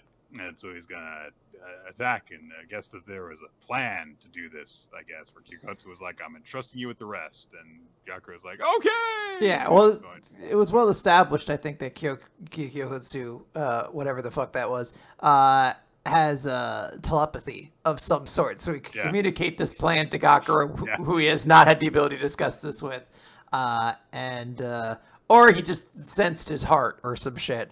I don't know. It's stupid. This is like, again, this is clearly a series inspired by Bleach. This is like 1,000 different moments of Bleach. Like, I'm gonna cut off this person's head, and then next chapter they're gonna whoop his ass. Grab the sword with one finger or whatever. Yeah, so guess is gonna. If they just kill this guy in this chapter, it'll be like, I'll actually love it. Yeah, I'll be like, that's fucking. This rules. This was great. 2 on Ice. Yes. 22. Palm Sunday. Chapter opens with a press conference. Sora is announcing that he is switching to pair skating and he is going to aim for the frickin' Olympics in 4 years. And so, of course, Ayuma and Kisara are watching this on TV and they're like, we gotta win. We gotta beat him. And everyone starts paying attention to pair skating. I do like how we see like trending topics on social media, which is like, what the hell is pair skating? Fair. And so someone's like, he's going to perform with a woman. What? Someone's never heard pairs figure skating before, I guess. And they established that this is going to happen through partner tryouts, which is described as being like really serious speed dating. Yes. To check out their chemistry and qualifications and stuff like that. And so Sora's going to have like his pick. Because there's not as many guys in figure skating, and of course, he's the best figure skater in the world. So he's going to get to do whatever he wants. And we start getting introduced to some potential partners for him, such as Aya, who is this young girl. She's 17 years old. She's got a little stiff bunny. And there is another girl named Yuko, who is a, quote, no-name former figure skater. First-year new grad with an office job, and she's described as the trash girl. Yes, it's me, Nick. I'm the trash girl. It's because specifically she was quoted at some point in time saying about Sora, doesn't it sometimes look like he sees us as trash? And I can't get enough of that. I'm her. I'm the trash girl. I want to be viewed as trash. The one who says, like, oh, I think that he looks at us like we're trash. And yeah, she is going in for tryouts, and she's like, I'm lucky Good Black holds new employee training on Sunday. If I'd seen the press conference and been switching to pairs, I would have fainted for sure. She's losing her mind. You can do it, girl. I believe in you. Us trash girls got to stick together. She immediately is like, should I just go back to skating? No! Slams her into the table. No! An internet meme like me couldn't possibly sully Yuki's eyes. But then she's like, but what if a weirdo becomes Yuki's partner instead? I love this fucking image of just some girl grabbing. I'm like, eh. I can't let that happen. Oh my god. So his manager is like, not his manager actually, Lawrence, the guy that he talked with before, who was really depressed because he let everyone down, says, I wish you would have told me something, Sora. And Sora's just like, you've been like a big brother to me, Lauren, ever since Nagoya. I didn't want to tell anyone. Sorry. There are 50 applicants for them to sort through. Everyone is like, I want to team up with them. Of course they do. I like how he's driving with his manager and some other guy. I think is just the driver. And manager's like, this is so exciting. I hope someone as ridiculous as you becomes your partner. And Sora says, you think I'm ridiculous? Yes. You start cackling out of nowhere talking about Adam. You're a weird dude. I don't know what to tell you. You should know this. You should not need feedback about this. And Sora's like, you might have a point. Just now thought of this. So wait, you're saying most of you guys don't laugh and go on kind of biblical tangents as you dominate your professional field? Not at all. Oh, this is a curious discovery. Why did no one tell me? Yeah. So yeah, like Mashi was like, only those close to you know what you're like based on social media. The fans finished duking it out, and they seem to decide to believe in you. And Sora says, everyone wants to believe the things they like are right, but I'm not right. See, there you go again. Right Yeah. there. See, I feel like you're not hearing yourself. Like maybe the words come out and you just don't process it at any point. But that was a clear example of why you're just a strange, weird dude. As he goes on to say, the people who are right in their hearts wouldn't try to mess with the lives of so many people. So you understand what you're doing is fucked up, and yet you persist in doing it. You understand why it's sometimes difficult to be your friend, right? Because we don't ever like just talk about movies or anything. This is what we talk about. Don't I pay you to be around me? Are we friends? I don't know if we are. Are we? Are you my employer? Do you pay me? Is that the relationship here? I'm not sure how athlete-manager relationships work in this setting, but anyway. Hayuma has just like fallen over during practice. Kisaru realizes he's starting to panic, but then she's like picking up the vibe around like everyone around them, that they're also, really kind of messed up. The mood of everyone involved in pair skating has flipped because of Sora's announcement. We cut over to Katori and Joe, and Katori is like, that Sora guy is scary and I don't like him. Fair enough. But Joe says, like, I'm actually kind of grateful for it because all of these people are suddenly paying attention to pair skating. And look, it's not like we've lost. You can't do pairs just by being good at singles. It requires different skills, a different mentality. And I wasn't blessed with individual talent like Sora or Ayuma was. They can't beat us in pairs. I was like, hey, I like this guy. We've barely gotten to know him at all, but we're going to have to, I'm sure, as we get close to, look, Hayuma and Kisara are going to be in a competition. So it's nice that we're picking up bits about their competition. Yeah. How do you walk with ice skates on? Very carefully. Oh, okay. Yeah, you can balance on the skates. Oh, I think I've only ever worn ice skates like once or twice in my life, and it's always been like put them on right onto the rink kind of thing. Right. I'm sure the people who are very used to wearing them could walk on them. Whoa, that's pretty cool. Yeah, I've only been like ice skating maybe once or twice, but I agree. They're very awkward. Anyway.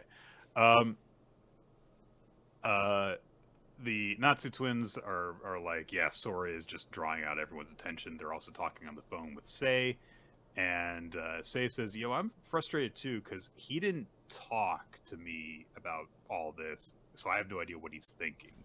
But she also says, I'm all right because you're what I've achieved. Even if no one else in the world knows my name, as long as you two shine on the ice, the path I've paved till now will never disappear. Aw, that's nice.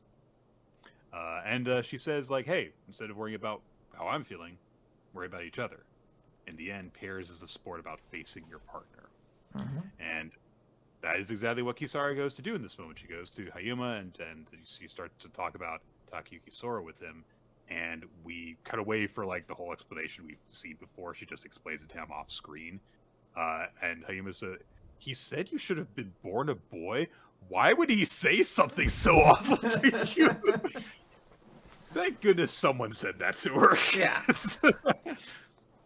But Kisara says, like, look, all you guys are like on edge since Sora made that announcement, and I know that Natsuki and Natsuya know what he said to me. They don't like him either, and you've seen for yourself what he's like. That's why you're angry and on my side. But I realized something from seeing how this all happened. I dragged everyone into my personal issues, and that means that you're doing pairs surrounded by negative emotions.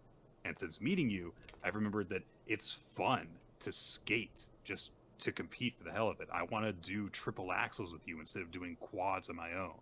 And at some point, I stopped regretting that I wasn't a boy. You saved me, but you and everyone else are getting dragged into stuff by him because of me, and I don't want that. And she says, the best way to win against Takayuki Sora is to stop thinking about trying to beat him. We should face each other because when we perform, only the two of us are on the ice. Like in the title! Like Two on Ice! Wow. It's all starting to come together just in time for the series to get canceled. Yeah, Hayuma hunches down and he thinks to himself, I've always thought this is the moment I met Kisara. And he says out loud, Kisara, you really are so cool. Aw. She kind of like blushes and smiles awkwardly, and then they like they do a pinky promise, and they're like, until our competition, there's only one thing we'll think about. We'll show everyone a world that's just our own. Oh, isn't that nice? Yay. This is the introduction to part 2 of our story, 2 on Ice. Part 2 will be like we'll see if there's 7 or 8 chapters long, yeah. I love this chapter. I actually thought this was really, really nice. good. In the way that the series has been like trying to establish a cast over time, and it hasn't quite hit. This was the chapter where it felt like because of that like work of trying to make it happen, it did start to click. I was like, I'm invested in all these characters having different reactions to Sora's dickhead announcement, and I'm interested in seeing our two leads connect and like start to like explain why there's some grief with this guy, and like I don't know, just move forward with it. It was cool. It was good. This was, I think, the best pure just character drama chapter of the series thus far. Yeah. Outside of Sora being silly and weird, I think that the series has not had all that exceptional since like the first couple of chapters, but this felt very good. So yeah, great stuff. Elusive Samurai, chapter 147, Kono Morofuyu, 1338. So Tokiyuki and friends are fighting with Morofuyu, the mysterious masked guy. Who's not Fubuki. They think he's Fubuki, though. But it couldn't be. His name is different. Suffering under this delusion. Somehow, like, Morofuyu is just, like, really agile on horseback. Like, he's doing all these insane dodges and stuff while they're trying to pin him down. Sheena tries to use her leg sword while she's on horseback, which is crazy. And Morofuyu is just like, okay. And he makes his horse just rear up, gets Sheena's leg sword stuck in its body, and it pulls her down with it and falls on top of her while he just pirouettes and lands on her horse and steals it. Yeah. Genba throws a smoke bomb at him, and he just baseballs it back at him. Yeah, it's a great like 3-page sequence of it of just being like, oh, he's great. he's just beating them really easily. All the adults are like, should we join in? No. If you do that, his soldiers will join in too. This is like a personal fight at this level, so no, we've got to leave it. Shizuku realizes that they're in trouble, and she thinks to herself, like, he is stained with malevolent spiritual power, just like Governor Kiyohara. But if it's not too strong, maybe I can heal him. Because there's spirit powers in the series. Yeah. Did you forget? There's spirit powers in the series. She can spirit heal people. Kojiro is able to block a strike by Morofuyu, like so he only just gets nicked in the neck, and then he fights back with his scabbard and knocks Morofuyu's mask off, and he says, "You dare fight your comrades? Show me your face, Fubuki!" And Morofuyu's face is revealed, and he looks like a vampire. He's so evil looking. Well, that's again proof it's not Fubuki, because he doesn't look like that. He doesn't look like a vampire. Doesn't look at all like that. Which I do love if it turns out that this were Fubuki, it's great to see just like, oh, this is the extent of the transformation that has undertaken him. But clearly it's not him. Come on, guys. Yeah. This is just the strange Max Warrior. Fubuki was also like 2 years younger than this guy. I mean, Morofuyu just catches the mask as it falls back down and puts it back on. And he says, I overflow with ambition. I shall command the world in Takauji-sama's name. Tokiyuki and Shizuku are really upset by this. Shizuku says, spiritual power takes myriad forms and its energy is everywhere. When dominated by an evil power, the victim hungers to fill the world with unbridled ambition. And he's too far gone, and he will never return to normal. Gasp! Fubuki, whom this is not, can never be retrieved. No, it's fine if we have to kill this guy though, because it's not Fubuki. Yeah. We'll be able to save Fubuki. We'll find him later. It's okay, guys. So things are going really bad. Tokiyuki is exhausted because they're trying to fight Morofuyu while not trying to kill him. And Akie is watching from a distance and thinking, like, if you die here, it's going to be your kindness that's your undoing. Morofuyu comes down leaps off of his horse and does this double diagonal slash that goes right into Tokiyuki's chest. That is very bad. And he falls from his horse, big X-shaped wound on his stomach, and he collapses, and it's like he's sinking into the sinking place, and he apologizes to Fubuki, who's not there, because he couldn't save him. Yeah. And he thinks to himself, because of that, I'll probably wake up in hell. And he feels his soul starting to leave him. And his spirit falls, and he wakes up, and he's with Yorishige as they are riding on a sea-doo on the river Styx. Just, hey, cool. I got a jet ski. What a page turn. Why are they... And he's like, where am I? What's going on? Why do you have a ring over your head? Don't worry about it. In the underworld, all the areas and regions are mushed together. That's why I've got a halo. And he says, yeah, it's been a while since we last met, so yeah, let's enjoy the ride before you go. But he also says, when you've had your fill, get going. Know that you are not mistaken in the path you have chosen. And things fade away, and Tokiyuki again wakes up. And when he comes to, he is surrounded by flowers and blossoms. And he thinks, am I in paradise? And so things are getting trippy in this. I do like the visuals in this last page. We'll see where this goes for this big spiritual moment for Tokiyuki. Yeah. A lot of intriguing stuff to potentially come from this. And it was kind of nice to see Yorishige again in like a very brief snapshot. Never forget that Akie is a poor replacement for me. Yeah, never mind that you had the sun and now you have but a mere candle. All right, Akane-banashi, chapter 100, the Rakugo verse. It happened. Another multiverse. It was happening before we even realized it because they didn't reveal it was a multiverse until it was too late. We're in this. We're trapped now. Yep. But look at Cool. Kaichi in his suit. I mean, everyone's in a suit, but I turned my attention to Kaichi. You can't even really see Kaichi's suit, but there he is. He's so Oh yeah. confident because I think it was Molderman who was like, "This is a man who's confident because he knows he's number one in Quinn's heart, the trash girl's heart." And he's right. He is. I don't know what to tell you. This is the best character. Yeah. Everyone's all in their fancy garb. Specifically, all the Rakugoka are in that formal wear and stuff. It's very cool 2-page spread. Yeah, so Akane came to this big revelation in the previous chapter where she started thinking like, hey, maybe, all these Rakugo stories are connected, and she kind of got drawn into the world where they all coexist. And at this point in the story, even though she's still performing, she's just kind of like, in it. So she is playing out the role of the gambler with the Tanuki dice, but wandering through this world where all of these stories are. So she's like, oh yeah, I better go find that dice game.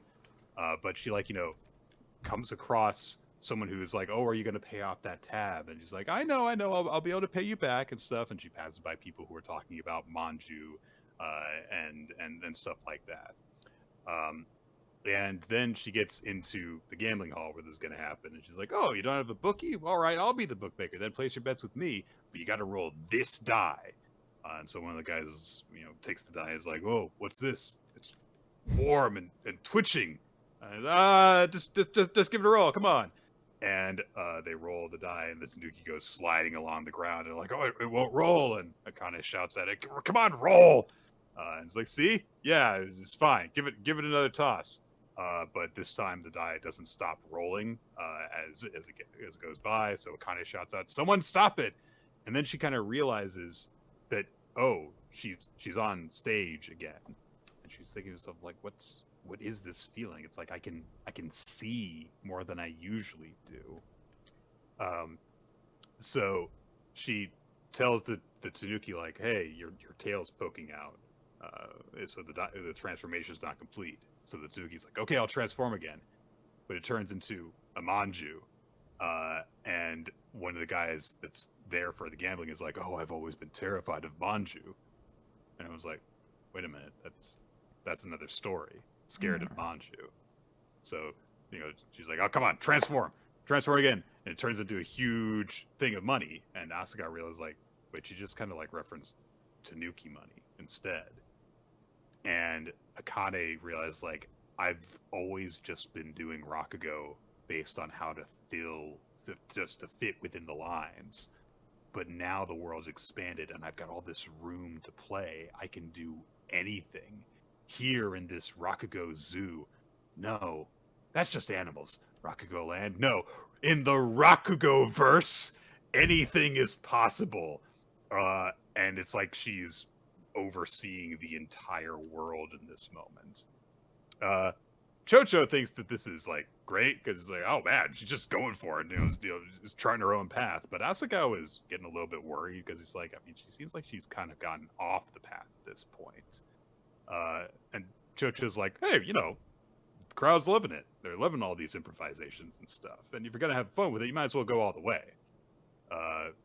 But he's also concluded like, no, you are actually a lot like me, because he thought that their Rakugo was actually completely different before.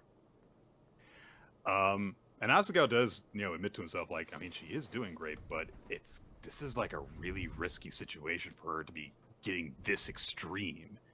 The other party is a demon of the arts. This could backfire on her. And he glances over at Tyson, who is just smiling. Just a nice little subdued smile. Mm-hmm. And Chocho says, who knows? Maybe it'll snow today. An organizer for the event comes in and says like, hey, so the Zenza has only got like 2 minutes left in the time slot. And she doesn't seem to be close to finishing because of all the ad-libs she's doing. And I'd hate for time to go over and delay the schedule. And Asuka starts to say, oh, it's all right. But Chocho says, actually, this could be trouble. I might have egged her on too much. She's way more into it than I was expecting. If it were me in her position, I'd just go on and on endlessly. And so Asuka was like, so are you saying this could be bad? And Jojo says, who knows? It's up to Lady Luck. And so Asagawa is just kind of like watching this, and he thinks back to what Akane said prior to all this, which was, hey, the most important thing is that this event is a success. And now he's getting worried, like, hey, this is going to work out. Right, Akane? So, an interesting twist here of like, hey, there's this, incredible, like, eye-opening thing that has happened to Akane, and she's kind of losing herself within it. So, she's lost in the sauce, as the kids say. Yeah. Is that what they say? Sure. Okay. Do you question me? I use TikTok. You don't. That is true. Yeah. So, I know what a skibbity toilet is. Thank you very much. I don't. There we go. Wow. All right. I can tell you anything. I can just say things like, Nick, do you know what a chazzle is? No. Have you been chazzling recently? I know what a chazzle is. I chazzle all the time. It's not a big deal. Okay. It's not a big deal. Yeah, so that was the chapter. Anyway. Yeah. All right. Do we want to talk about One Piece?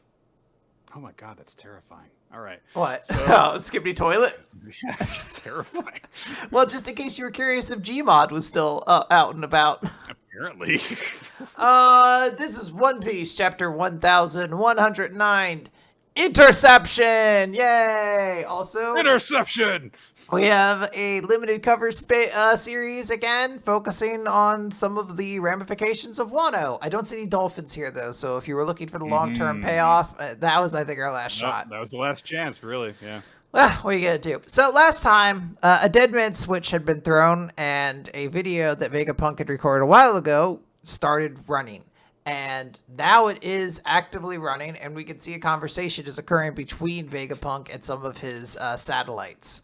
And so he planned this very, very well, is what you're saying. And it's him being like, Shaka is the first one on there, and Shaka is just like, you can't just start this out of nowhere. He's like, oh, really? I can't? Like, no. Like, the audience needs to be able to be prepared to hear it. Like, oh, do you think that's necessary? Yeah. There's like a whole back and forth of all of this, and it just kind of starts to go through some of the logic, essentially, of like, I'm making sure that this is being broadcast through every naval base and it's at maximum strength output, so they won't be able to like manipulate the information. Also, audio only signals can receive it, and visual responders would take a little bit of time to like set up for viewing.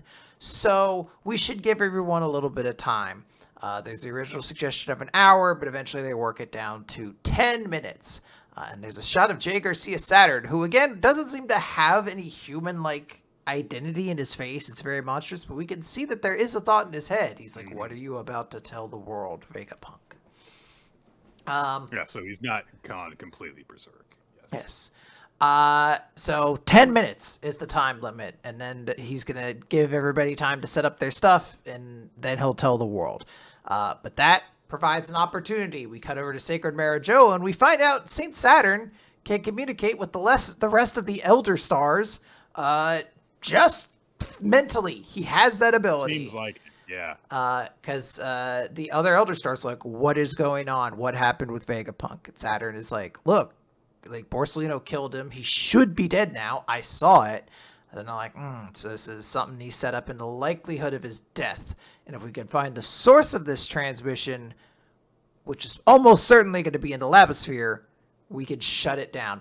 It should also be noted that I'm not going to keep referencing it, but as like the video is continuing, like this 10 minutes of buffer in the real-time video is occurring, there's a lot of like silly jokes. Like characters are like, oh, what do you want to do in the meantime? Like, should we invent something? Like, nah, I'm actually kind of busy. Let's have some coffee. Yeah. And then they come back and it's like, okay, the coffee will be ready in 10 minutes. Like, but that's we're already going to be Yeah, there's some good jokes. We jump around to a bunch of different parts of the world. We start in Dressrosa as people are reacting to this. We get to see Kairos and Rebecca. And hey, Rebecca's training. She won't just rely on her father to protect her. Maybe that could be the lesson we learned, not the bad one we got. We cut over. When Rebecca's like wearing clothes, that's nice to see. It's wild. I was like, wait, I can't see her midriff? How do I know who she is? Although there is a moment where I was like, why is Nami in this scene? All right. We got over to the East Blue, where they're like, "Hey, Mayor Whoop Slap." The visual response, like the audio responder says, like stuff's gonna happen. Why didn't you get a visual responder? He's like, "You got the money for it, bitch." It's the most important thing in the world is happening. He's just like, fuck you. Yeah, he's like, "Are you paying for it?" Cut over to Water 7, and we see Iceberg with this new secretary. I think this was revealed in like a cover page, like when it was like, "Hey, here's like what happened post time skip or whatever." He has a new secretary. He's like a child, and he's like, "Oh, we should set up this video conference call because this seems important." And she's like, "I've already done it. I've let everybody know, and I'm actually a very good employee." I love her. Yeah. You had your big connection with the with Trash Girl earlier, but nerdy, organized girl who just carries a pet around on her head. I will protect her. Yeah. You love Alice. I love Trash Girl. I'm gonna learn her name. Trash Girl. She has a good name already. In the last place we turn to then, I shouldn't say the last place, but the last significant one we turn to is the World Economic Journal HQ, the flying like news balloon that Morgan has, specifically where Wapple and Vivi who are watching this now. So everyone gets to see and react to this. We see a bunch of people throughout the blue. Oh, actually, I forgot about this. And then Kamakura Queendom is the sort of the last place as Ivankov is looking on. It's like, oh, what does Vegapunk intend to do now? Also, why is his head so small? What happened to that?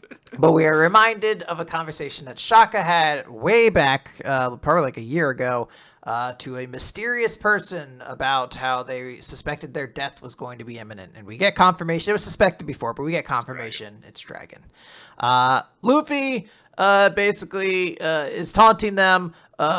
Is just like, well, those punches meant nothing to you. Borsalino and Saturn try to stab him, and he just like ducks underneath, and he makes a bold proclamation. From now until the moment all of my friends get away, I'm keeping you guys right here. And he hits them with Gum Gum Dawn symbol, and he smashes them both together, and then opens his hands, and they fall to the ground like curvy paper, which then Luffy grabs and starts spinning in the air like pizzas. I love this fucking power so much. He decides to toss them away. He's done with them. He hurls them. And Borsalino is hit by this attack. He just crashes into a Navy ship and is pretty fucked up afterwards. But J. Garcia Saturn has learned how to properly boomerang himself, and he comes just straight back at Luffy, and Luffy's just like, how come nothing I do hurts you? But Saturn is continuing his conversation with the Elder Stars as they say, Saturn, there's no time. Vegapunk must not be given license to speak. And Saint Saturn just says, I'll make the summons then. Good. And black lightning strikes the island as we see 4 summoning circles, similar to the one that showed up when Saint Saturn showed up. So the implication does seem to be that these are the other Elder Stars potentially being summoned. It could be something else, though. We don't really know the stretch of what this character can do. But Luffy's concerned, and it's worth noting that Sanji, who is carrying Vegapunk, sees this lightning strike and remembers that this is the same thing that happened when Saturn showed up. So I would not be shocked if he finds someone to take Saturn from here and then like runs back, because he knows that this is a big bad deal. Yeah, potentially we could just be having all the elders show up, in which case it's gonna be weird to see how they deal with that, unless the Straw Hats honestly are just gonna run away. I think they have to. Yeah because I mean, like, I could buy like, okay, maybe Luffy will be like one of the elders here. All 5 of them? I don't know. That seems like an escalation of things that are going on at this point. Yeah, Luffy's not really able to fight one effectively, fighting 5. Right. Yeah. But we will presumably see whatever is happening. Cool stuff, though. Yeah, a nice further demonstration of Luffy's weird cartoon logic powers. And we have a countdown established as well. So 10 minutes until the broadcast happens. and so everyone is racing to get off the island or to find the broadcast and stop it. So I have to assume that at some points we're going to start getting like countdown reminders as we proceed onwards in this sequence. Yes. All right, well that is it for the manga this week. So favorite series and MVP for this week's chapters. Yeah, I mean MVP, as I mentioned, is probably Bakko. He's a really, really good tiger, really good cat. It's pretty cool. Also, this is a tiger that, for the most part, I always just thought was like an accessory to Ashura. So the idea that it's like I'm gonna fight for you was actually pretty cool. Chapter of the week is tough. There were some really, really good ones. One Piece we just talked about was good. I liked Blue Box a lot. I'm going through them. Green Greens was really good. I think the one I'm going to go with, though, I think it's going to be Chainsaw Man. Like, I feel like I have to just acknowledge that Chainsaw Man just made me laugh really hard. Maybe it should be Green Greens, but I think I'm going to go with Chainsaw Man. I am going to go with Akane-banashi. It felt like a big deal, and it's just was really weird to see the way that it's played with this way of seeing Akane get carried away in this, and it shows off the potential of this new mindset and visualization that she has, but also the downside of losing sight of like the realities of what are going on around her. Like, oh, I've got a schedule to keep and stuff, and how she's not really, she's getting lost in it because she's just constantly like reacting to stuff around her, which could potentially be dangerous. Yeah, it just feels like a big deal and appropriately big for the 100th chapter of this series. My favorite character, though, my MVP is going to be Asa. God, I missed her. And this was such a showcase for her. Hey, look at this cool power that she has, and now watch her fall on her fucking face. It's that comedic timing. It's just so, chef's kiss. The audience, by the way, agreed with you with Akane-banashi, and then agreed with me about Bakko for character of the week. What a good kitty. Yeah. All right, guys, that is going to do it for Weekly Manga Recap this week. We want to thank you all for joining us here on twitch.tv/RoloT, where we record the show usually between 7:30 and 8 Eastern Time on Wednesday evenings. You can stay updated on that stuff by following us on social media. We're both on Blue Sky. You can also join the WMAR Discord, which will be linked wherever this gets posted. Participate in conversations about the chapters as they come out. Use that to find the Google Doc that Ninja X3I maintains that keeps track of statistics, past episodes we've done, recommendations that you would like, if you have an idea for something you want us to cover. All sorts of stuff is tracked on there.